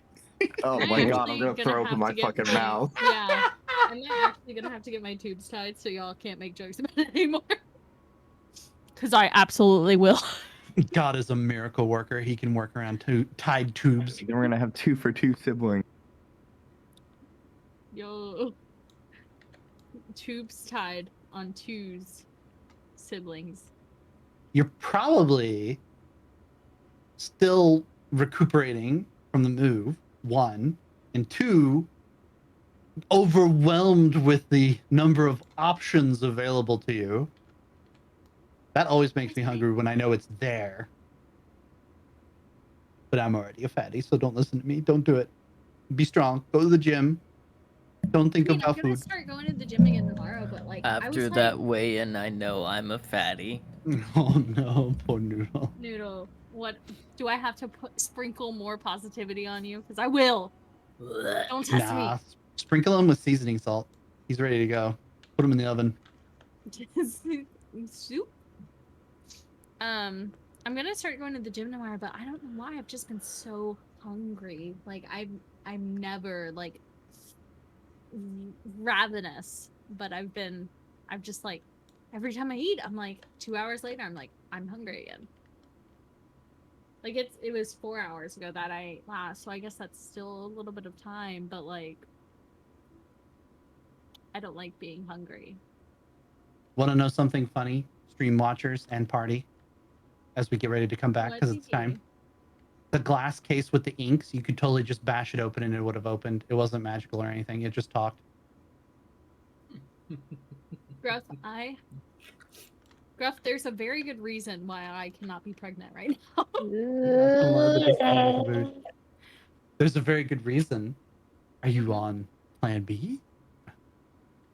First of all, Plan B is not a contraceptive. Right, DB. I think that's the exact opposite. Frog is on that Plan V. Am I right? Virginity. Right. Anyway, puzzle time's over. Nobody else entered, so Gruff, you're a winner! You win, Gruff. Good job, Gruff. You won. Congrats. Congratulations. You won. Smoke club. Smoke club. You know, I would prefer to roll for it, but you're here. You stayed with us, so you deserve Killing it. something for that. So We tried. You deserve something. make sure you for pick that. something off the giveaway list. Oh, and who won our meme contest? I'm pretty sure somebody actually won it, quote unquote. Coochie, I think. Was it Coochie? I'm pretty sure it was Coochie again. Coochie got a raccoon emote. I thought. Wait, Oh, when did we- so we didn't do what? one last We didn't do one last week, but I had an idea while we were on break. Everybody in here, and in other words, the party, has had like one emote they've been kind of kicking around for the most part. Some of you have talked to me about it and been like, "Oh, we could really use this. We could do that." This week, since we don't have any other memes after Coochie that were outside of the party, one time only, the 5 of you are going to pick an emote to add to the server because we've got the capacity for it. Well, But next we all have to week, choose one together. no, each of you get one. Oh, okay. I want a really Sounds cool like dragon. weird Teamwork. I can do a cool dragon. But, Send me your but I ideas. don't have nitro, so Does it have to be a gift dragon? no, that's what I'm saying. You added a dinosaur, Oh, but I she- can't use it Oh, because but it's she a doesn't gift. have Oh. dino, so she can't use the dino. I wonder because I Gotcha. was like, we have several dinos. We have a lot of dinos. We do have a lot But of we can't dinos. add- That's sad. I'll though, see 'cause if I think can they're- find something that all we of the can use. dinos are gifts. Yeah, they're all gift. So I can't use it. Send me your ideas about what you might like, or you Luna, know, you really just Will do. fucking missed the giveaway. Holy Luna. shit, Luna, DD, one of my please. babies grew up. oh, good job. So, y'all watching the chat, please enter the meme contest. Put your meme in there because right now, so far, if you put it in there, you're very likely to win it, unless Coochie decides Unless to it's magically show garbage. up and unless it is garbage. Oh, she says, did I really? I'm sorry, Luna. Maybe next week.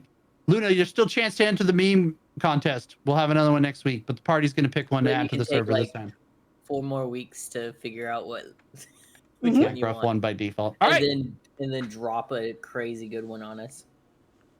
That's true. Luna picks amazing memes. She does. All right. Wait a second. I already have something that I would like to. Oh my Oh, god. no. Oh no. AC, that Oh was too yeah, bad. yeah, I'm you worried. you'll love it. You'll love it. Oh god, I'm worried. Oh no. You know what? I'll add this right now. Heck yeah. I have to think of a very holy emote. Oh, I had to.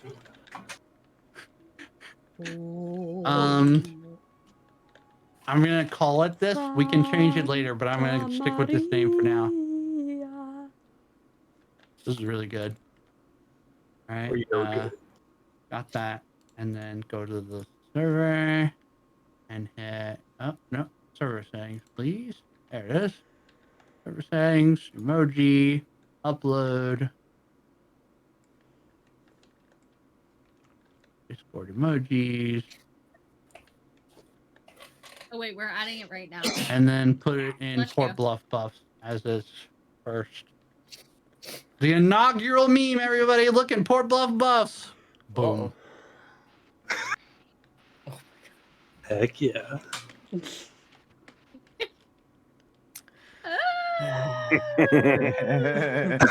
You're welcome, Noodle. Everyone That's say so hello weird. to Noodle. Everyone say hello to Noodle Smile. It's beautiful. All right, send me your ideas, but we're gonna get started for now. Back with Gwen and Aaron and Kel. Wonderful. Rex, what were you saying? The last thing Aaron said was, now, since we're here inscribing, let's think about chalk. Okay. Gwen like does that face every time she thinks about a new thing. She's like, And it turns ice cold. "Ooh, I'm not sure this one's gonna be in here. Actually, it's pretty icy." It's pretty icy. Well, I don't think the dragon Oh, skills no, will be in it's so here, so icy. perhaps I was right the first time, and chalk is with materials. Well, I guess Certainly we the can dragon just go scales that will be way there. then.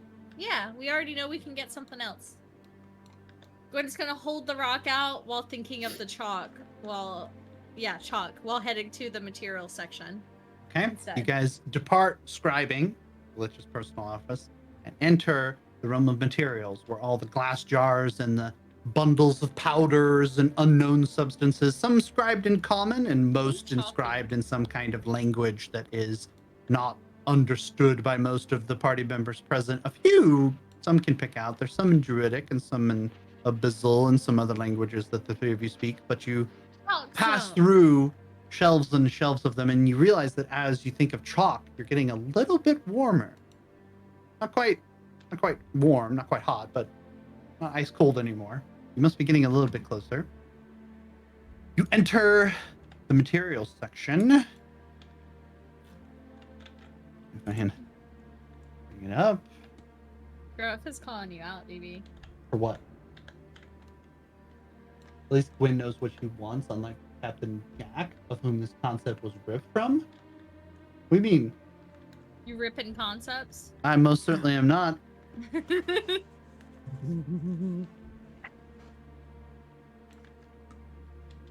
Rip it.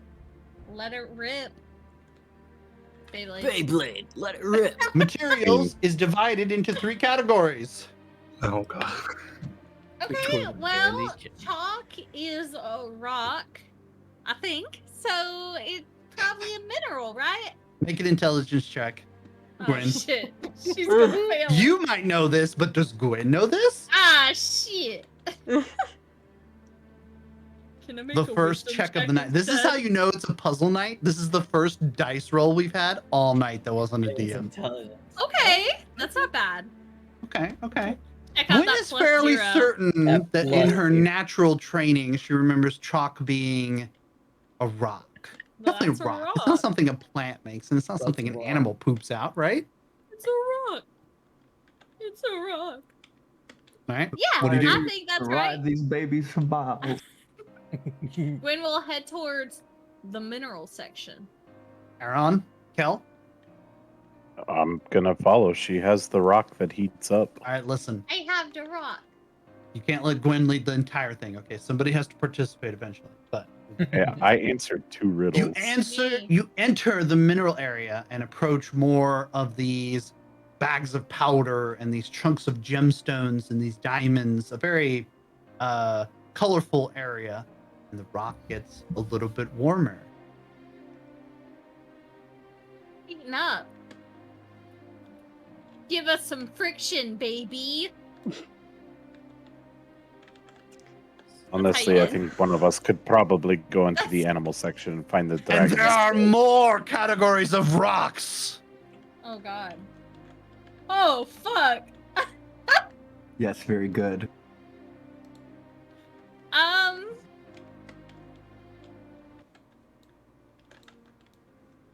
This is what chalk is made from. Is this playing to me? Does Aro know his rocks like I know my Science rocks? teacher, please. Well, I'm more gonna say that you guys really need to pay attention to the list. I try not to make this entirely a science teacher knows all the answers. I tried to make it that the list I the gave you of list? ingredients has some clues. It's Demon waste. demon waste, so that's fiendish. That's you're probably right. That's definitely what I was gonna say. Yeah. I wasn't gonna say igneous because it's like almost fire or anything. It The would be three it would be sedimentary anyways. Chalk is the remains of dead creatures. I should know. I'm on a ship most of the time around things that turn into chalk. Suddenly, It's I true. don't What like is chalk so much limestone but anymore. different chalk? that is true. What is limestone? The party but different approaches chalk? fiendish minerals, and immediately you're hit by a smell. Unlike a lot of the rocks that are just inert, this area smells of sulfur and brimstone and Once has again, a peculiar odor here. Something that you had noticed when those devils back in the teleportation circle had been summoning. You get that same kind of odor from this area. This is clearly not natural minerals. This is stuff dragged from other planes or somehow demonic in origin. And as you're browsing through, the rock gets hot, super hot. You're very close to this chalk. And as you're looking down the canisters, there's a doorway that leads into another chamber. And you can hear a sound coming from it.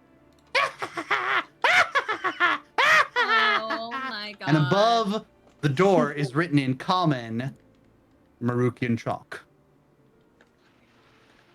The chalk is alive. You peer inside the door, and there's a little slot that lets you in, and a little blast of heat hits you as you peer in. But the three of you can see that there's a little white creature that appears to be made of rock, but it's on fire. And it's running around the room at breakneck speed, screaming in laughter.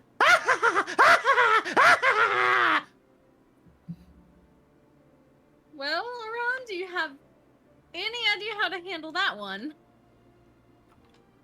Maybe you or Kel should take the lead with this little guy. It is a little thing that runs super fast. Mm-hmm.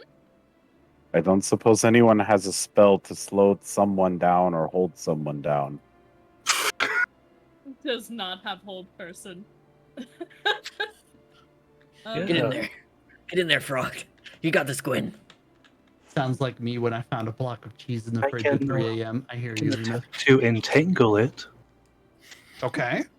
That could work. Them culture, I see. All right. You Let's can go ahead and fucking cast the entangle using spell. Entangle for this shit. There it goes. Attempt to. Weeds and vines coat the base of the containment area, and you see that the critter slows down, but it's still burning. Yeah. And its laughter stops, and it's like, but the vines are rapidly starting to burn away. Somebody needs to do something else. Okay. Oh, okay. Aron's got it. What did everyone do? Ray of Frost. All right, make your attack roll. Yeah, let's say. Okay. Ooh. It was Barely almost hits. a 19. Mm-hmm. Go ahead and roll damage. You blast it in the face with a ray of cold magic. And as the bolt strikes, it immediately boils to steam. Something that you had just learned a little bit about, how this interaction works. But as the bolt hits, there's a screech. Ah! And then... And then as the steam dissipates and disappears to the top of the containment area, you see there's just a little mound of white powder left in the middle of the cell. Well, I scooped the white powder into the bag. Dusty. Marukian chalk acquired. You looking dusty in here. Dragon murdered scales that animal. Yes, an animal. All right. You guys back out We go to the animal. to the material section and go towards animal. While Oh shit, we back here.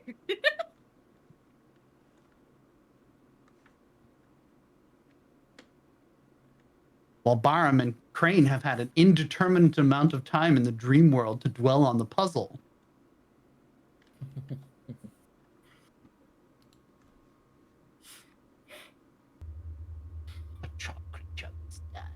What are your thoughts? What do these statues represent, and which of these planes can best be paired with them?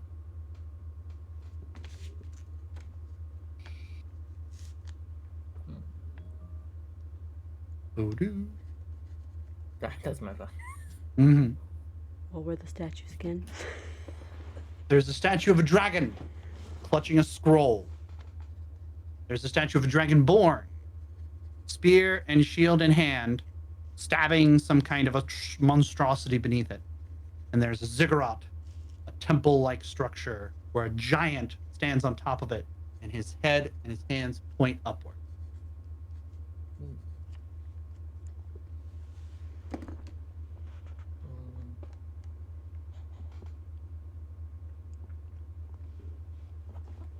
Watching Port Bluff Twitch and watching the furious scrolling through the chat logs. It's getting a little dense. Yes, it is. This is the lore dump. I promise not to do this every session. Lord Dumbo, no. Oh no. This first statue with the dragon in the scroll. Could this be referencing the draconic prophecy? It could. Which realm do you think the draconic prophecy most aligns with? The idea that everything has a purpose to serve. That all must fall into its place. And then, in the end times, all will be made known. The perfect order, perhaps. Perhaps. And with that, Danvi, realm of perfect order, slots in, but there's no immediate affirmation that that works. No glow, no locking sound. It simply fits like a little glass marble onto the scroll. I suppose the only way we're going to know for certain is if we get them all right. What about this second creature or the second statue, this dragonborn atop this monstrosity? The war against Kyber, perhaps, and the creatures that dwell deep within the earth? How at any moment the dragonborn must stand ready to fight against the dragon below?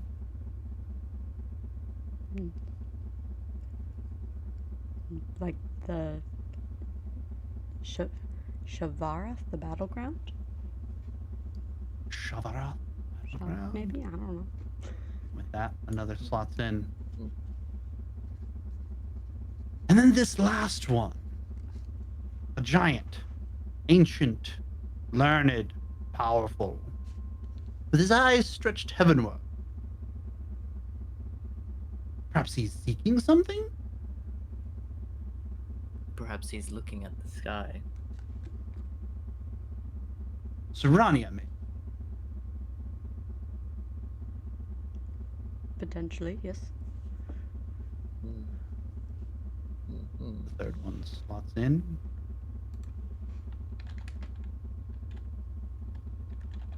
You wait for what feels like agonizing minutes. None of the statues seem to move.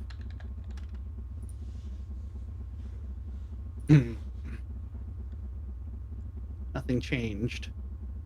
I feel we would receive some sort of response if something were to happen. Some kind of unlock.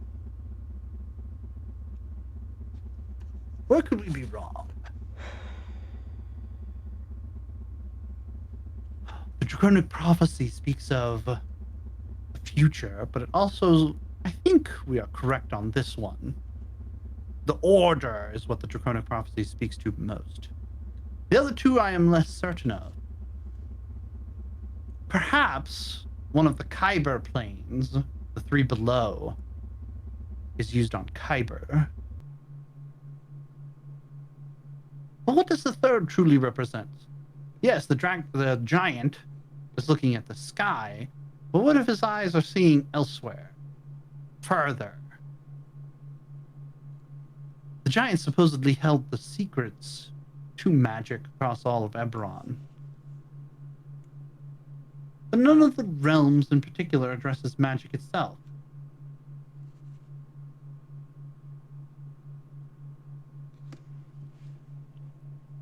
Perhaps he is looking up at the sky, but it is actually the eternal day that he is looking at. Eternal day.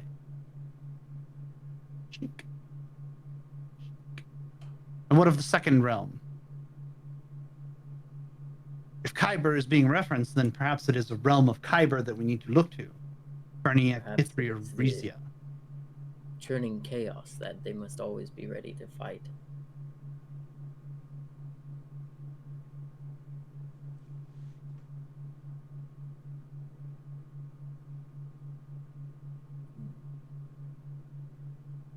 More silence follows.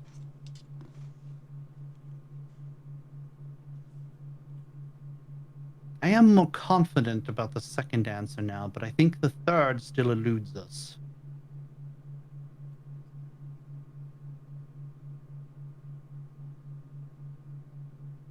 What of the mystery realm? What if the giants knew something that is today considered mythology?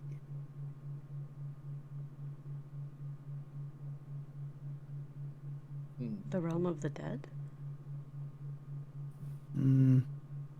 I was thinking perhaps if they were seeking knowledge, perhaps they delved too deeply into that knowledge and found the realm of madness. Madness?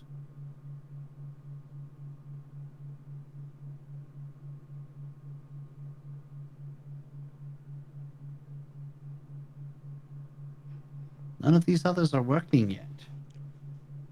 And at this point, Crane and Barham both get a kind of oppressive feeling. As if, yes, this is something to piece together, but Exithanter is very curious what this 13th symbol could be. And almost as if wanting you to stumble into something is really pressuring for some sort of extra knowledge that he may be missing about this 13th realm, which still is just a symbol. No name, no presence, nothing else to it. I honestly forgot about that 13th one. I did too. I just looked at it. I was like, wait, I'm looking at all of the ones you have listed here. I'm like, I don't know. But the sensation from both of you is that Exithanter, where previously he's been a enigmatic but appreciative host to you, is now suddenly bent on figuring something out about this 13th plane, regardless of the expense that it may incur on what may go on here in the memory realm. Oh. But the two of you hold the stones. What will you do?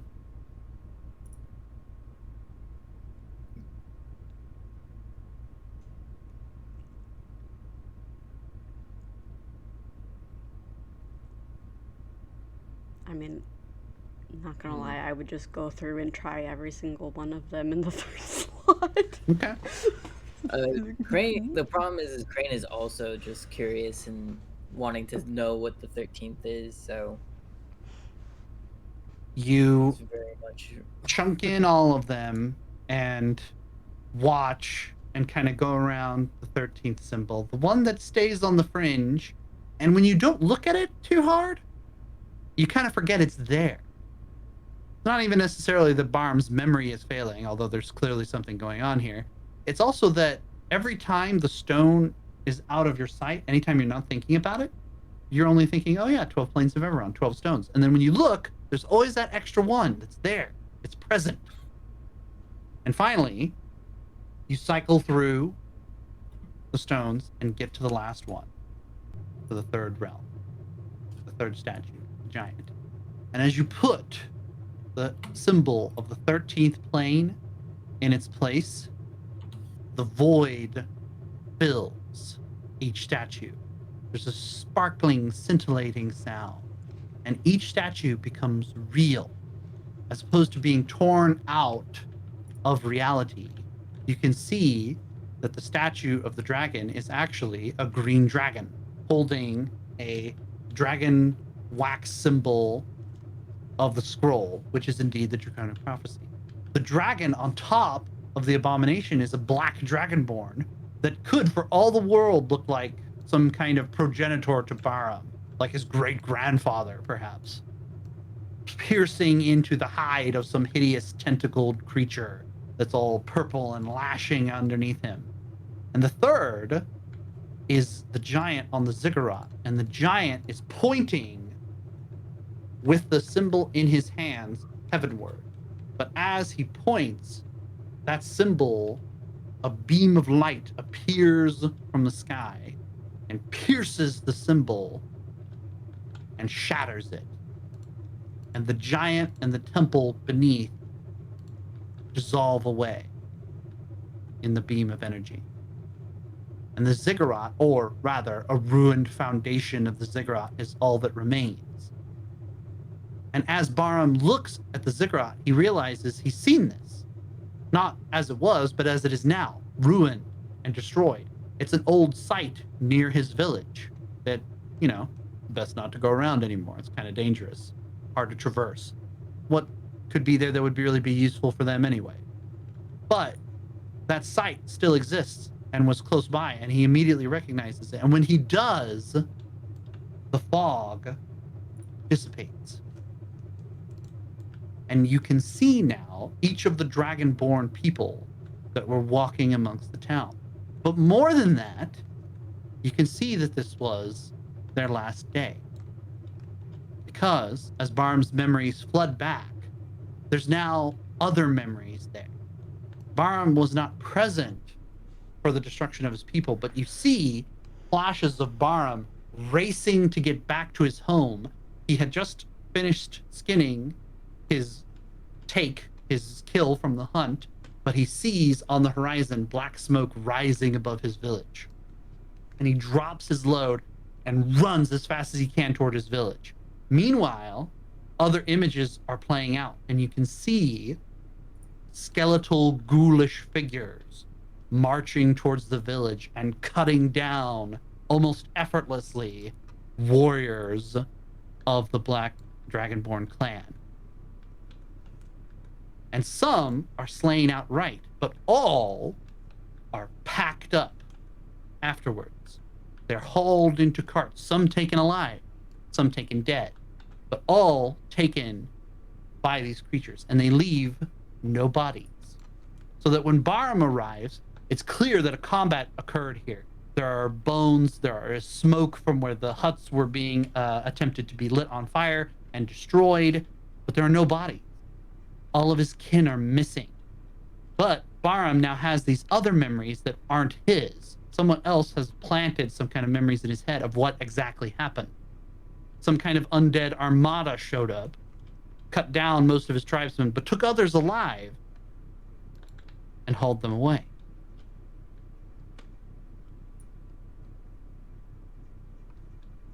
And you suddenly see Barham. Crane kind of fades in the back for this. Barham seems to be being pulled away, almost without his volition. You can hear Exithanter going, "Who's this? Who's this?" But the voice is getting distant and distant. And Barham's attention goes onto the carts, hauling his kinsmen away. And you see ice and snow being driven down onto the carts. They're being taken far, far away.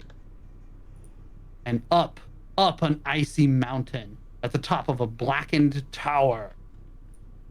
There's a familiar individual. Actually, I'm not sure if you've met. No, you haven't met this one yet. So it's not familiar to you. Crane recognizes it because he's seen this once before. There's an elven woman, dark-eyed and reeking of this necromantic power. And as Barham's consciousness gets closer and closer to this individual at the top of the tower, she looks down and points at Barham in particular. And there's no mistaking that somehow this individual is aware of Barham's presence. She goes, "I hate you. I hate you. I hate you." Jeez. What the fuck, lady? Hey, lady, get in line. Into the animal section goes the rest of the party. Well, hello, we're back. Don't worry. As you approach, what are you thinking of when you go to the animal section, Gwen? The dragon scales.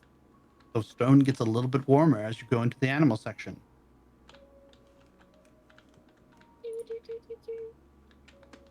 This sounds like Minecraft.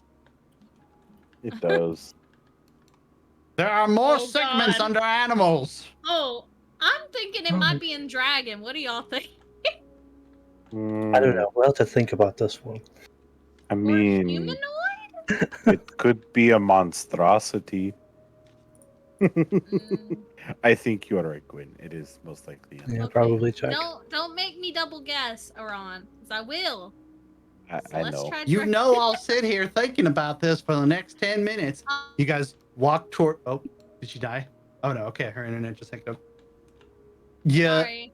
head towards... It's all right, it's all right. You guys head towards the dragon section, and the stone gets colder. And Gwen is like, oh, Well? crap. And then she realizes, oh, it's because my attention wandered and I was thinking about Oh, something hang else for a on. second. Oh, it's dragons. There And we it go. gets warmer. I had to think about it. I had to think about it real quick. Real quick, like. I had to just sit there and ponder it for a minute, real quick, like, just to get that dragon scale really in my head, get it really planted up there in the forefront of my mind. Thank you. You enter the segment Wow. that contains dragon scales. And you can see that there is another containment area. This one says dragon scales in common. But underneath is listed red dragon scales, black dragon scales, silver dragon scales, gold dragon scales, brass dragon scales, and on and on and on the list goes. But it looks like silver is lumped in here. Enter a small containment area, and there's a narrow little corridor, maybe 5-6 feet long. And there's a heavy bolted door with no windows, and it doesn't even look like there's a handle on it. A door planted firmly in the middle of this corridor. There's an inscription over the door. And it says, change to enter. Enter to change.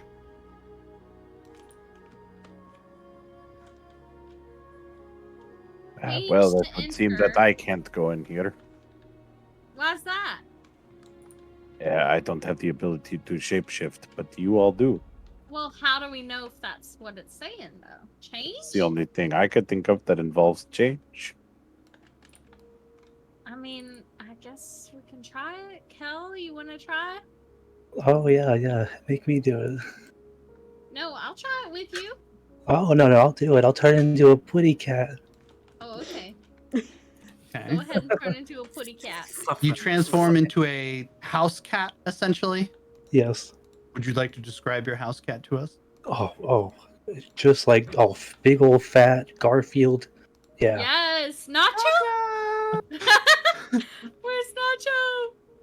Kel There he is. transforms down into a cat. And the door just kind of sits there. Do you do anything in particular, Kel? Meow. You meow. And the door meows Oh. back. Oh god. And you can Oh. barely see that there's a mouth across the bottom of the door and it's fanged. I don't like how it meowed back at me. Beat him up, I think You go really about and to attack close it. the door. and I missed. You don't minus miss, 4 but you is do really no good. damage. As your claws attempt to sink into the door, you realize how hard this door is. It looks like a wooden door with steel bracing, but as your claws attempt to go into it, it completely repels it. It's like trying to dig into diamond. Oh. This thing doesn't budge. And as you attempt to continue to rake at it, the door slurps hungrily. Okay, Kel, maybe we should back away from the door. Because it's looking like it's next meal right now. I feel like it can't be that simple. I don't know. Meow. Yeah, Do you I stay don't- close to the door or do you back off, Kel? Meow. Very specific. I'll Meow. investigate it closer. Oh my god. Oh my god. Oh fuck, he's typing. The tongue makes a very lazy approach and it protrudes almost impossibly long down towards the cat. And it attempts to envelop him. Fortunately, cats are quick and Kel dashes to the side, but the tongue continues to keep patrolling around, keeping Kel from getting too close. Well, obviously, Aron, that wasn't the idea of this door. It was a thought. Change to enter, enter to change. Maybe we have to change the door somehow? But how? Does any of you possess anything that would make you be able to do that? Wait, I have my wand of polymorph. Me looking looking at my spells for like 5 minutes there. So what do you do? I think I can do something here. Now, guys, this may have backfire a little bit. So if I end up changing too, just know that might happen. Okay? You change all the time. What difference would that make? This may not be the best kind of change. Luna just goes, "Oh no." Gwen is gonna attempt to use the wand of polymorph. Okay. On What the are you trying to door. turn the door into? Let's go with the theme and change it into a rat. Point the wand of polymorph at the door. You think about the rat real hard, and you cast the spell. And the polymorph sends a bolt of energy at the door, and the door Yes. shrinks down into a rat. And so does Gwen.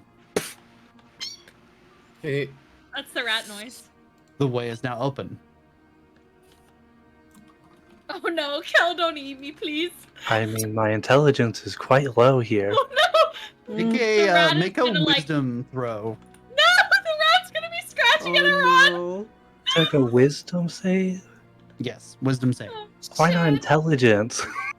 Because this isn't intelligence. This is more. I know, but my intelligence is lower. Well, I know. is this You how know- Gwen dies? You know not to eat her, You'd be looking like a snack. She'd be looking but like it'd a be snack funny right if now, you though. chased her anyway. Yes, let's No. chase her. The cat pounces towards the rat.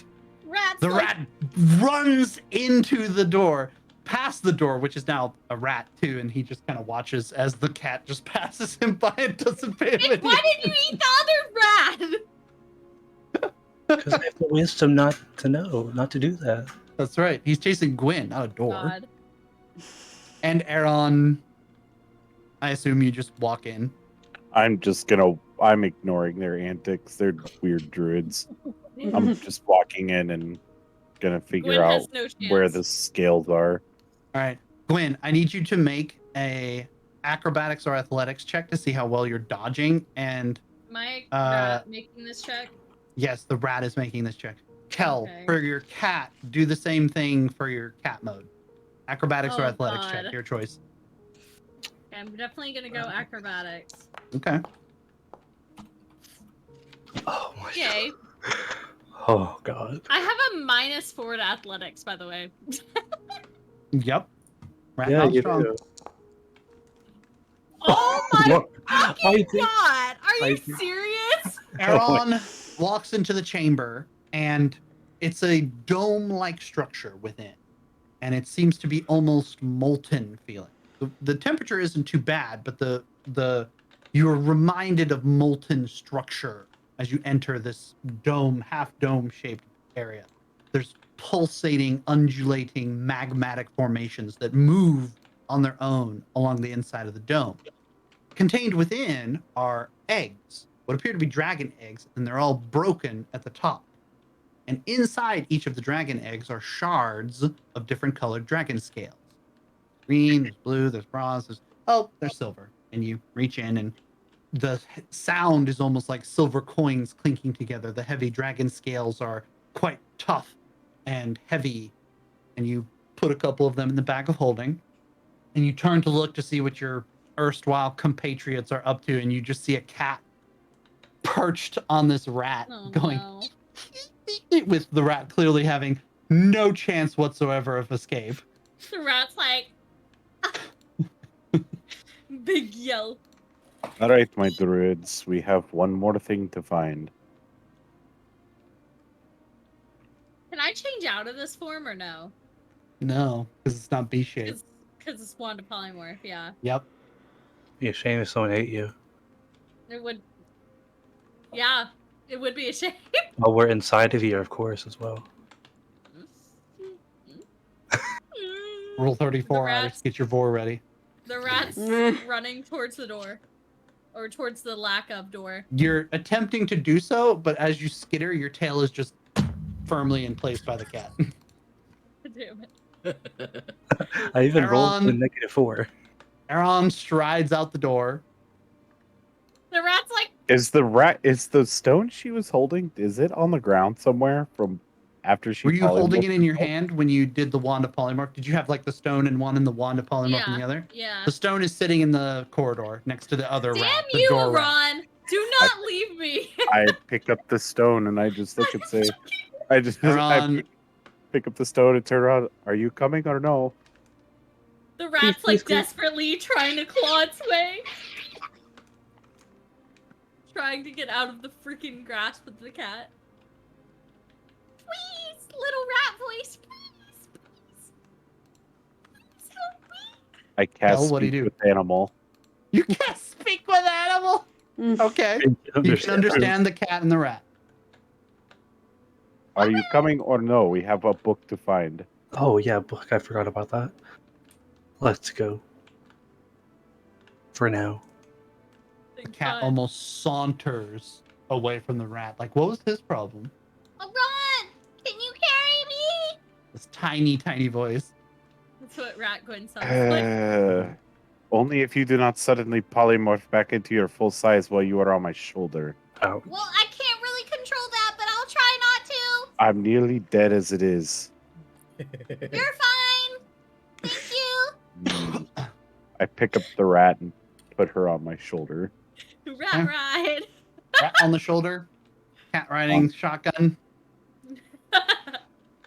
And I walk over to the library or whatever the book section was called. Back And I out wanna into the main scroll all the way chamber. back up. Holmes.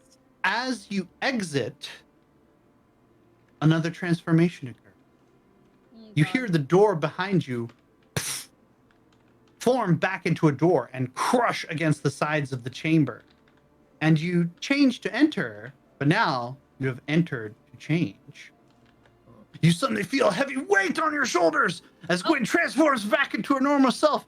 But you realize you're holding her legs, but it's not the normal Gwen. There's these gigantic shoes on her feet. And you look beside you and you see Kel is there too, but Kel is transforming from a cat and is turning back into a turtle, but there's a sheet over his head. It's completely covering his body, and there's just little eye holes where his eyes are. Oh He yeah. looks like a ghost. I just have big shoes. You look up, and Gwen's face is covered in white paint, and she has a big red nose, No. and she has a wig on her head that has like fluffy red hair. That's As- rude. As soon as I feel the weight of her transforming, I just immediately throw her off. Aaron chucks Gwen off, and you hear this comical sound as she gets her footing and gets up and realizes something has changed. But when you turn to look at Aaron, all you see is a cloaked figure with a great big mustache that goes off the side of his robes like this, and he has a long nose and a completely red, angry face. Aaron, you realize you're looking out from behind a mask that is covering your features. He looks like a Gwen- stage play villain. Gwen's gonna like cover her mouth to laugh and then like honk her nose on accident. Oh, Ron, what happened to you? I don't know. I don't care. We need to go. Aaron, you feel like doing an evil laugh. And Aaron moves like this away in his Oh cloak. my god. And Gwen try to take the shit off. Try to at least take the You shoes pull and the the wig off, and you throw the shoes off, and you just hear Kel going, "Ooh." Kel, you look very lovely as a ghost. You don't Now, see Kel. please... Oh, I don't? You just hear the sound of Kel. Kel? Ooh. Do you have an invisibility spell? I wish. You do now. Well, are you Oh. behind? Let me just put that in my inventory. Well, let's get a move on. Ron's not gonna wait This for is us. perfect for Crane. Oh, God. Do you bother to keep all the clown gear, Gwen? Why? Or do you just throw it off in disgust? Put it in the bag of holding. Gwen keeps the clown outfit. Yes. All right. Aaron slinks away. like a villain. Kel continues to speak ethereally to Gwyn. Spooky. Meanwhile, Bum, bum, bum. Barum, you wake up. Well, it feels like waking up. Again, waking up, coming to consciousness after already being unconscious, and then coming to consciousness again is a very strange and odd sensation. But you're next to that consciousness of Crane again. And Crane is sort of aware that you disappeared into this other elvish woman / lich's grasp for a moment, the one with the coal black eyes, and are now back in your village. What happened? You hear the voice of Exithanter again coming from far away. What happened? What? Couldn't see anything for a moment. There was a woman. A woman? Yeah, she said she hated me. What a bitch. You'll run into a lot of those. Don't worry about it. Oh my god. Love that. A lot of fish in the sea, so I'm told. Don't worry, sweetheart. You got a pretty smile.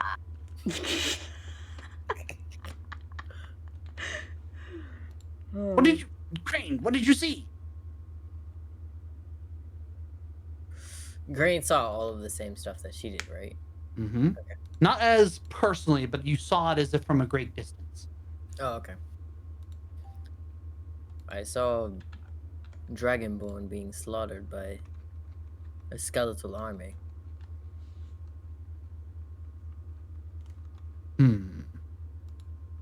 Perhaps this traumatic memory is what ties Barum to this other ally, but where is he?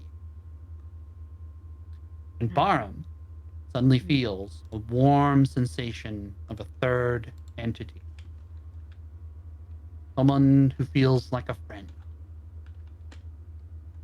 And it speaks. That is my purpose. I am Cargol Silverscale. And I was an ally of Mithra Sunscale in life. And I come seeking vengeance for my master and answers to Barum's questions. Is everyone able to hear him, or is it just me? Mm-hmm. Okay. Nope. All three of you.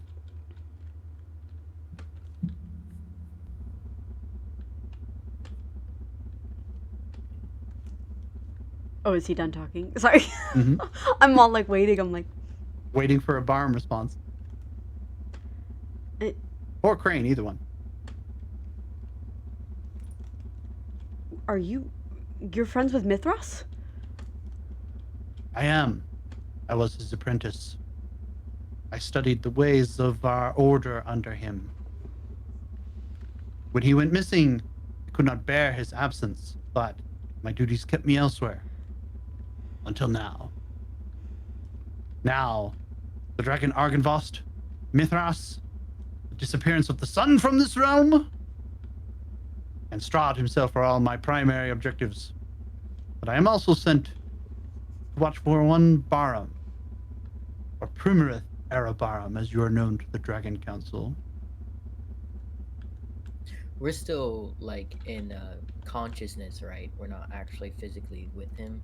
Yeah, it's still just ethereal.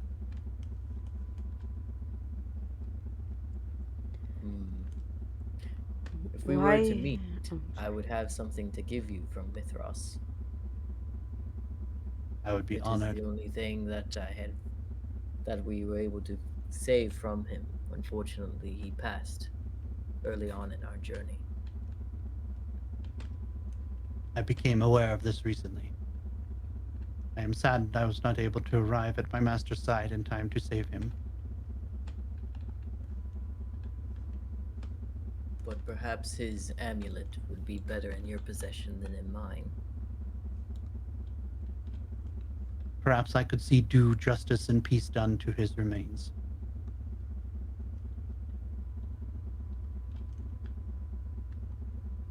Where are you currently?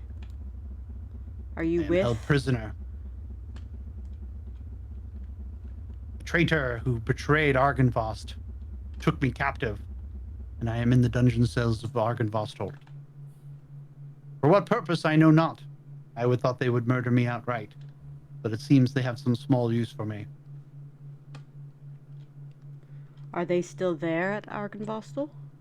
Oh yes.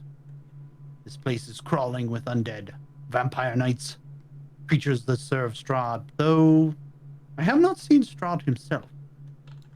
And it seems that his allies here cannot contact him as either.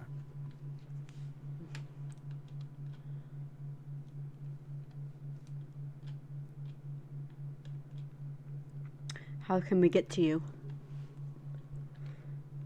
I think you have a friend who knows how to do that. And you hear Exathanter's faraway ghostly voice going, yes, yes.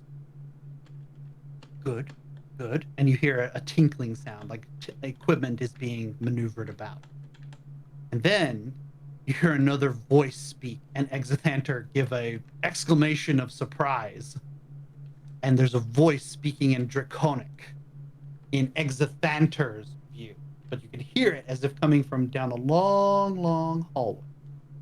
And the words only Barham understands. And I will send something to Barham to give you the gist of what is said. But after the Draconic exclamation is finished, Exathanter goes, all right, I understand. Listen, we're all friends here. I'm assisting your little dragonborn here, and he'll be merrily along his way. And don't worry about it. Anyway, yes, I can perform this task for services rendered. Cargol, you hear like a sound of affirmation, a grunt of approval. Very well then. Make your preparations. Come swiftly. I do not know for how much longer their fell purpose will be retained. But I hope that together we can see justice done to all of our dragonkin.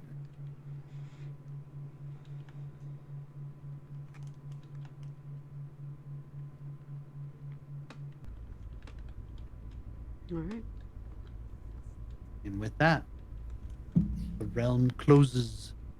The memories fade, and you wake up, this time, finally, for real, with a body in front of you, which now feels clunky and terribly gravitated towards the earth. It's hard getting back into yourselves after being in a realm like that. Exathanter is busying himself amongst a couple of tomes, and you see the projections still displayed next to your area, and the forces of undeath have finished off the last golem. It tumbles to the ground lifeless after another catapult bolt hits it. And a surge of these skeletal minions march into the Amber Temple. Not a moment too soon. We have acquired this link with Cargol, if that's what he calls himself. Now, where are the rest of those?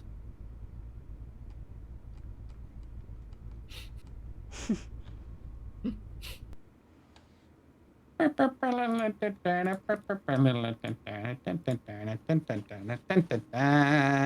were you headed to next?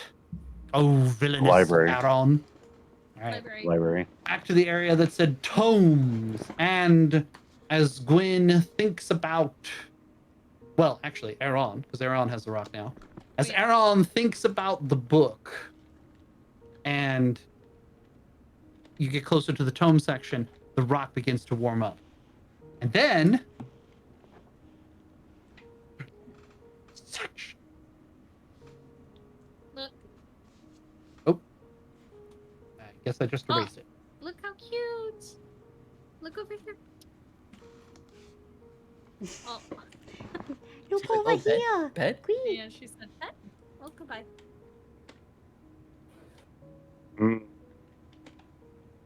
Where's my list? I have to scroll. Must scroll back for list. Oh, too far.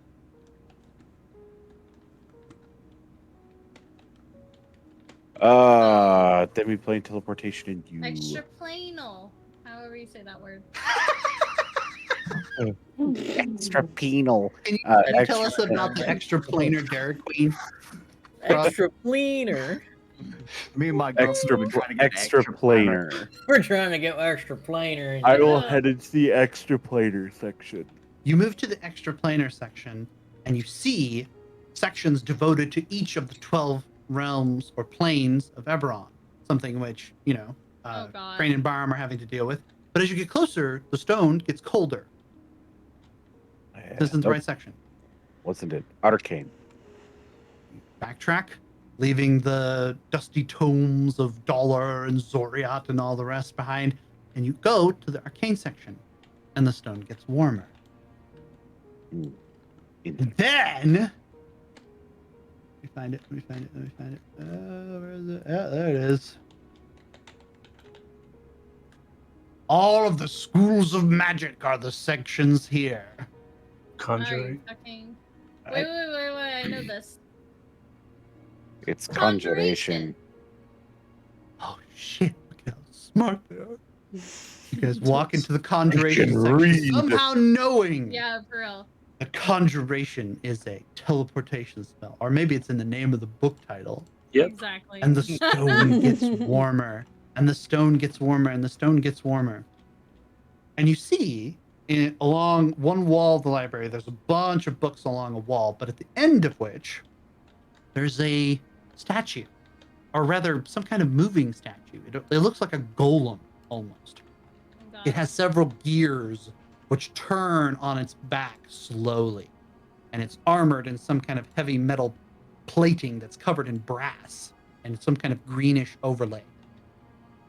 It has wings that spread up into the sky, also metallic and very slowly flexing, but very, very slowly.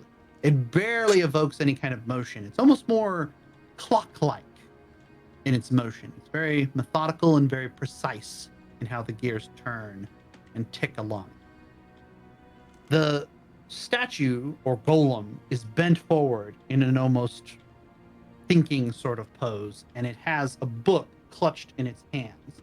And you can see that it has a skeletal head protruding out of the head portion of the golem, and the amber substance, which covers everything that's dangerous in this area, is covering the head of the skeletal looking head of the golem, and it's down the torso and drips onto the floor. And as you get closer and closer to the golem, you're hoping that the book is just along the wall somewhere, but the closer you get to the golem, the warmer the stone gets. It would seem the book is either the golem or the golem knows where the book is. Maybe What- we should what try happens talking when- to it first. It's coated in amber. Do you want to shatter the amber first? No.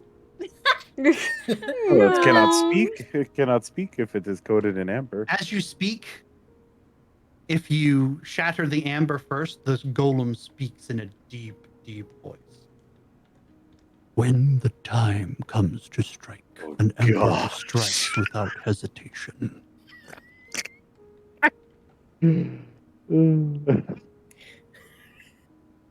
This was a joke meant for me. In case everyone else is like, why is Rex going nuts?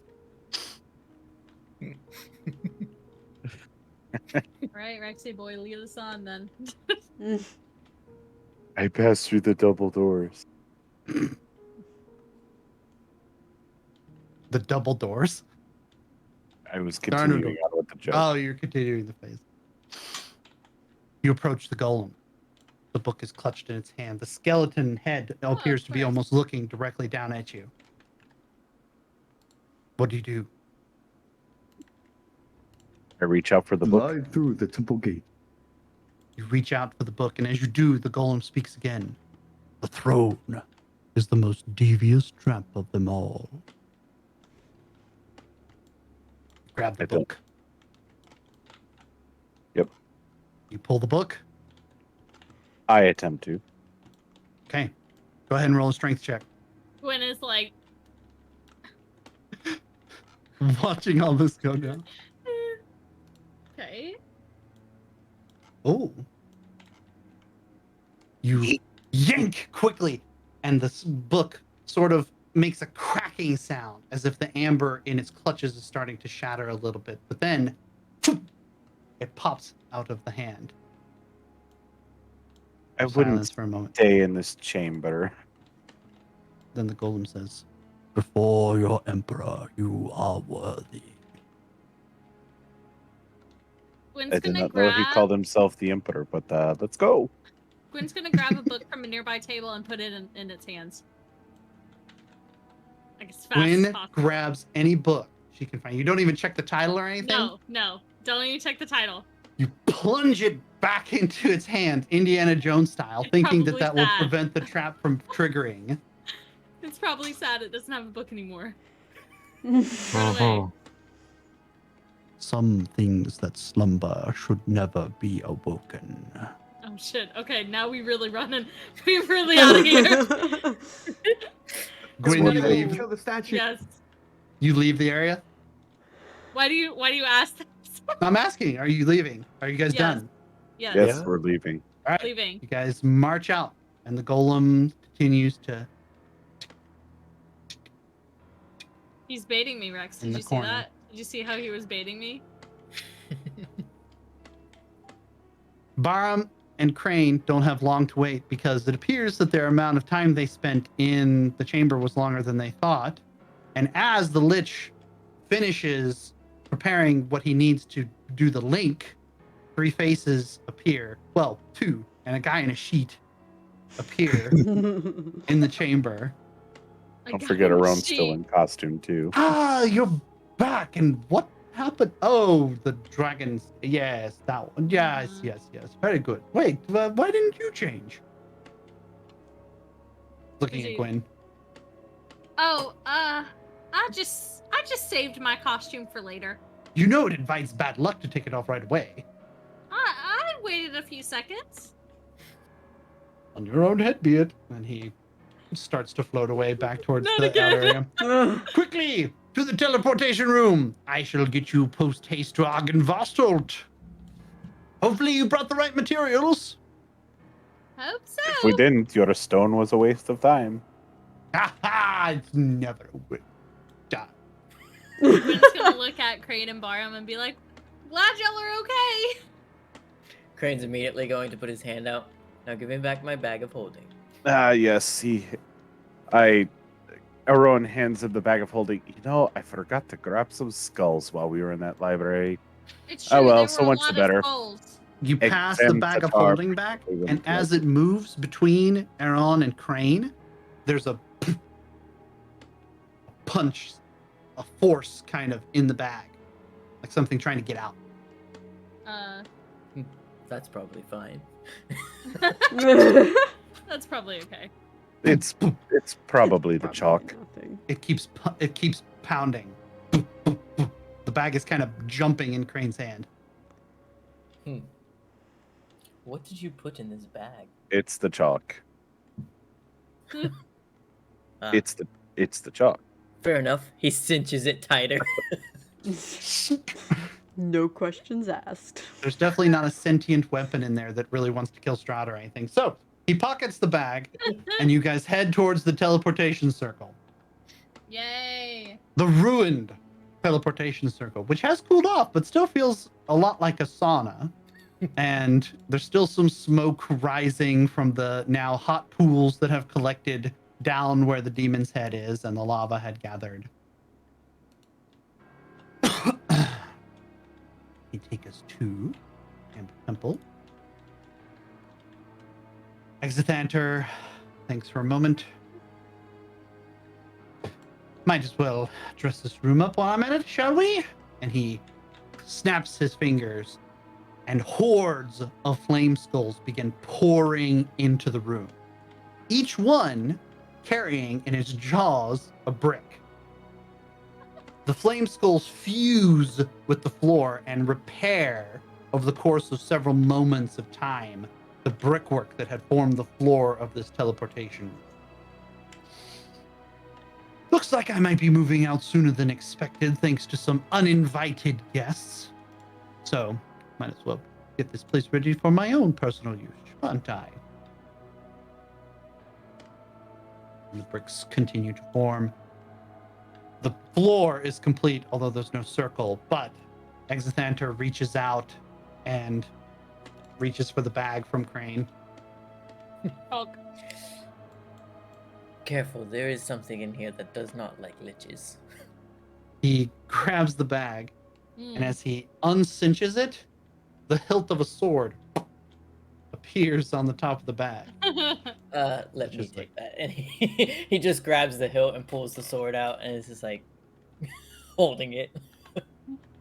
Sergei's crystal sword? You've been keeping it in the bag this whole time? Yes. Shouldn't somebody be using that? That could be. But as Alright. of right now, we'll just keep it in the bag. This is the strangest adventuring group that has ever made it to these halls. And he reaches in and he pulls out chalk, ink, and a book, which he flips, and you see a blue light up at the end of his bony finger, and the pages flip by almost in an instant. And the lich goes, "Phoomp, done. Now you shouldn't be scattered across several dimensions while you're on your way." Puts the book back in the bag. Continues preparing the ring. He draws a great ring on the floor using the chalk, dabs different portion in the inks that were offered in different colors. The silver scales, he puts one in each of your hands. I don't know if this will help, but if you think really hard about a silver dragon, we might get closer. Here's hoping that works. And he I've been doing a finishes lot of giving thinking everybody one. today. Try not to wear your mind out. You are pretty sharp. Has anybody told you that? I'm a little tired. And then he lights the spell, placing his hands upon it and using an incantation similar to the ones that the imps were using, but clearly more refined. And rather than creating a teleportation circle to hell and immediately filling the area with a great heat, instead you feel a blast of cold air and fog encompass the room. Oh yes, I think we're close indeed. I smell dragon blood on the wind. Is that a good thing? It means we're close, doesn't it? More bar There's is dragon bleeding. blood. There's Close got to to be blood. dragons close by. I don't know if blood of anything other than the undead is good. Well, that's a little rude. You know how I feel, Crane. Crane's How going did to don't look even at have any Exithanter. blood? He's gonna look at Exithanter and be like, I wouldn't be offended if you sent her to a different plane. The lich's eyes Rude. flare for a second, but then go back to being neutral and he doesn't say anything. Mm. No! Crane, you're gonna get Quinn killed. God damn it. Well then, The are you ready? sinister Or laugh. perhaps do you need a rest before you go? Another rumble is heard from above. As much as I would like to recover from my mortal wounds sustained in gaining you control of this room, I don't think we have time. Well, of course you Yeah. would. You can enter my miraculous mansion and have 8 hours pass in the span of an hour. Oh, I forgot to mention I could do that, didn't I? Do we even have an hour? Do we have an hour? I would imagine you Yeah. have an hour. They have to get past the memory traps, and then they have to get past the arcanoloths, and then they have to try to make their way past the beholders. I keep those around for a reason. Remember that? You might have an hour. You might. I only need. I'm willing to risk it. Yeah. I don't think I have much of a choice. He You are reaches listening into to his it. spell book that he keeps close by, pops it open, and he speaks an incantation, and he casts. Let me see if I can find the exact name. Oh, The God. Magnificent Mordenkainen's Magnificent Mansion, which is a small pocket Oh my God. dimension that allows you to pass 8 hours within its abode while only an hour passes in real time. Sick. The mansion Nifty. has a real physical door which appears in the teleportation chamber next to you. Only the door is visible from outside the mansion, but as soon as you open the door and enter, You are in a spacious mansion where ghostly guests serve your every whim. I need this too, Gruff. Dude, seriously. This will be the first good night's rest we've gotten in a long time. Real beds, a hot tub room, a Ooh. Hot sauna, a fitness center, everything me you get could my possibly camera. ask for. I do not want to be in Gwyn the hot tub screen. room with Gwyn. God.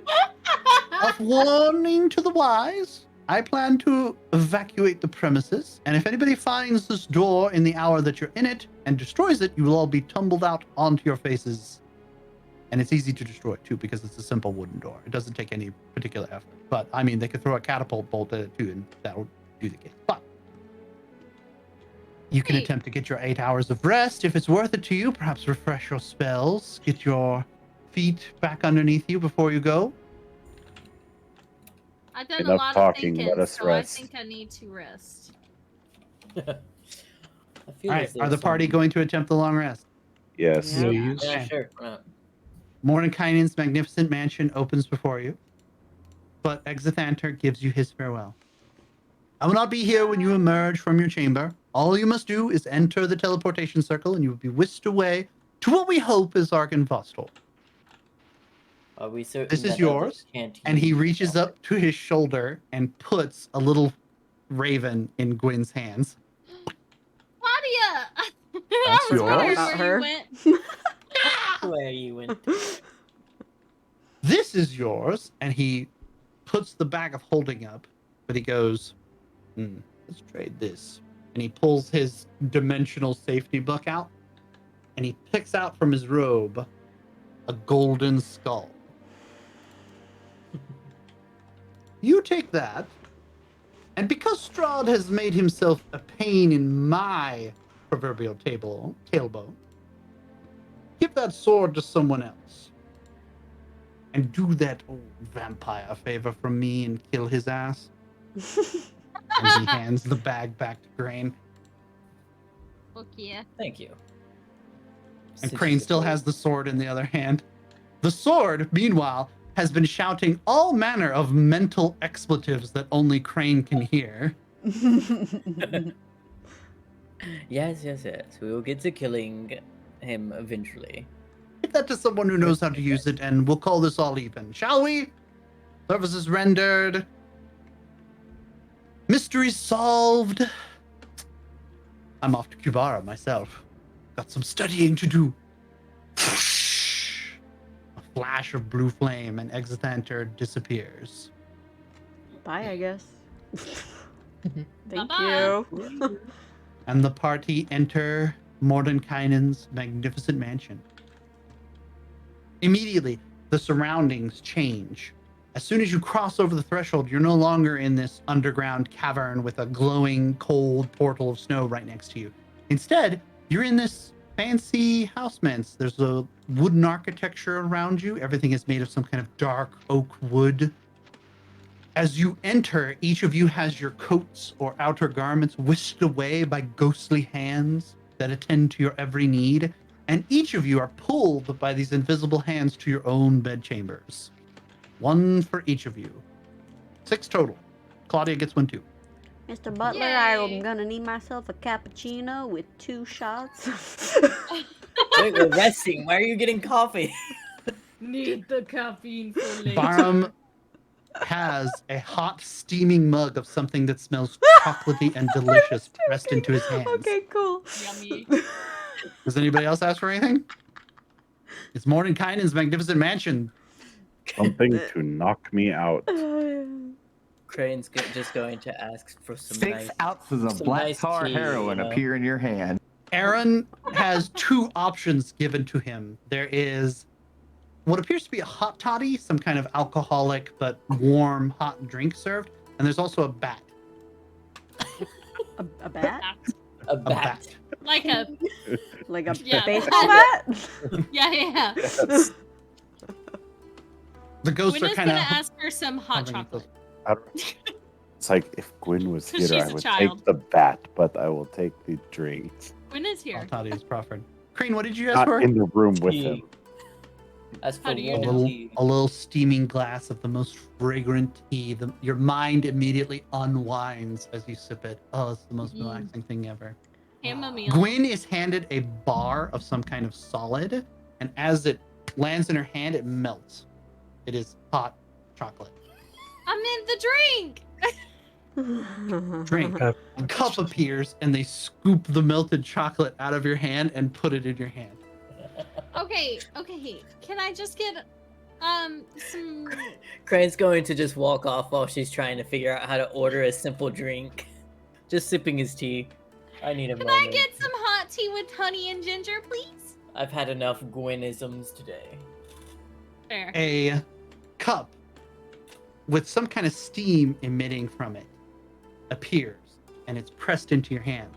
And you're like, oh, thank goodness. You look down, and there's I two little do. creatures in your drink.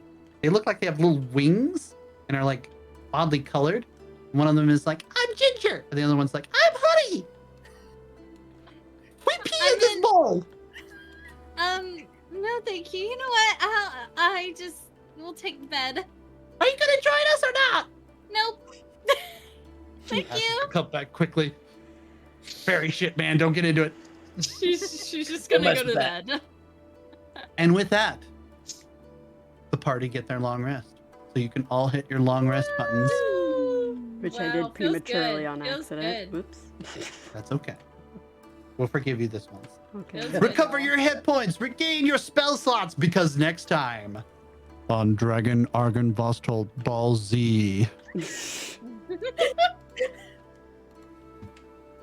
we will be continuing with the murder and the carnage and get away from all this lore and puzzles and bullshit. Oh, And there. more 40k. The tech bug at the bottom. Yeah. As if from far away. Woo! Good job. And the entire time, don't worry. Every day on Port Bluff Buffs, I'm going to post something that Gwyn tries to ask for, and it goes horribly wrong in the castle. I just want to know why. I just want to know why. Only her. See, the ghosts read intentions as much as anything. So What? when everybody else asks for stuff, they get it. But with Gwyn is entering it with an exploration mindset. And she doesn't know a lot of this stuff to begin with. You know, she's not really a city girl, but she heard a lot of this stuff traveling with Crane. Oh my And she was always God. like, maybe I want to know what that hot chocolate is. What is hot chocolate? But when it arrives, it's literally hot chocolate. And the last She person that doesn't she know knew any that was better. named Honey and Ginger were these two fairies that she met. So, That's you know, probably it just valid, keeps going. honestly. Druid things. Meanwhile, a ghost haunts the house and stomps back and forth this 350-pound turtle. Cal. Going, ooh. Heck yeah. The ghosts accept him as one of their own. Good. Careful, Perfect. you You will be given a job. They accept him as one of their own, and the supervisor ghost comes like, "What do you think you're doing? Mm-hmm. Get back to work!" Back to work. You can't earn a pension like this. Your retirement's on the line. bust in the door as Kel's trying to sleep. What are you doing sleeping on the job? Ghosts don't need sleep. Get back to work. All right. I hope you guys had fun. I realized that was very different, but Yay. I wanted it to be kind of a break, kind of a different I like thing. puzzles. There you go. Thank you, I hope you guys enjoyed that. It's good. So, we do plan to be here next week? Question mark? Yes. I think Question so. I mark. think Yeah, so. 7th of September, next Tuesday. I believe so. Yeah. If we're here, you'll be here. Yeah. Yeah. I think that's how it works. Okay. So, that's all I've got. Congrats to Thank Gruff y'all. for being the solo entry to Congrats, Rob. the Good giveaway. job, Gruff. Please make sure to use the new emote that we have listed in Discord.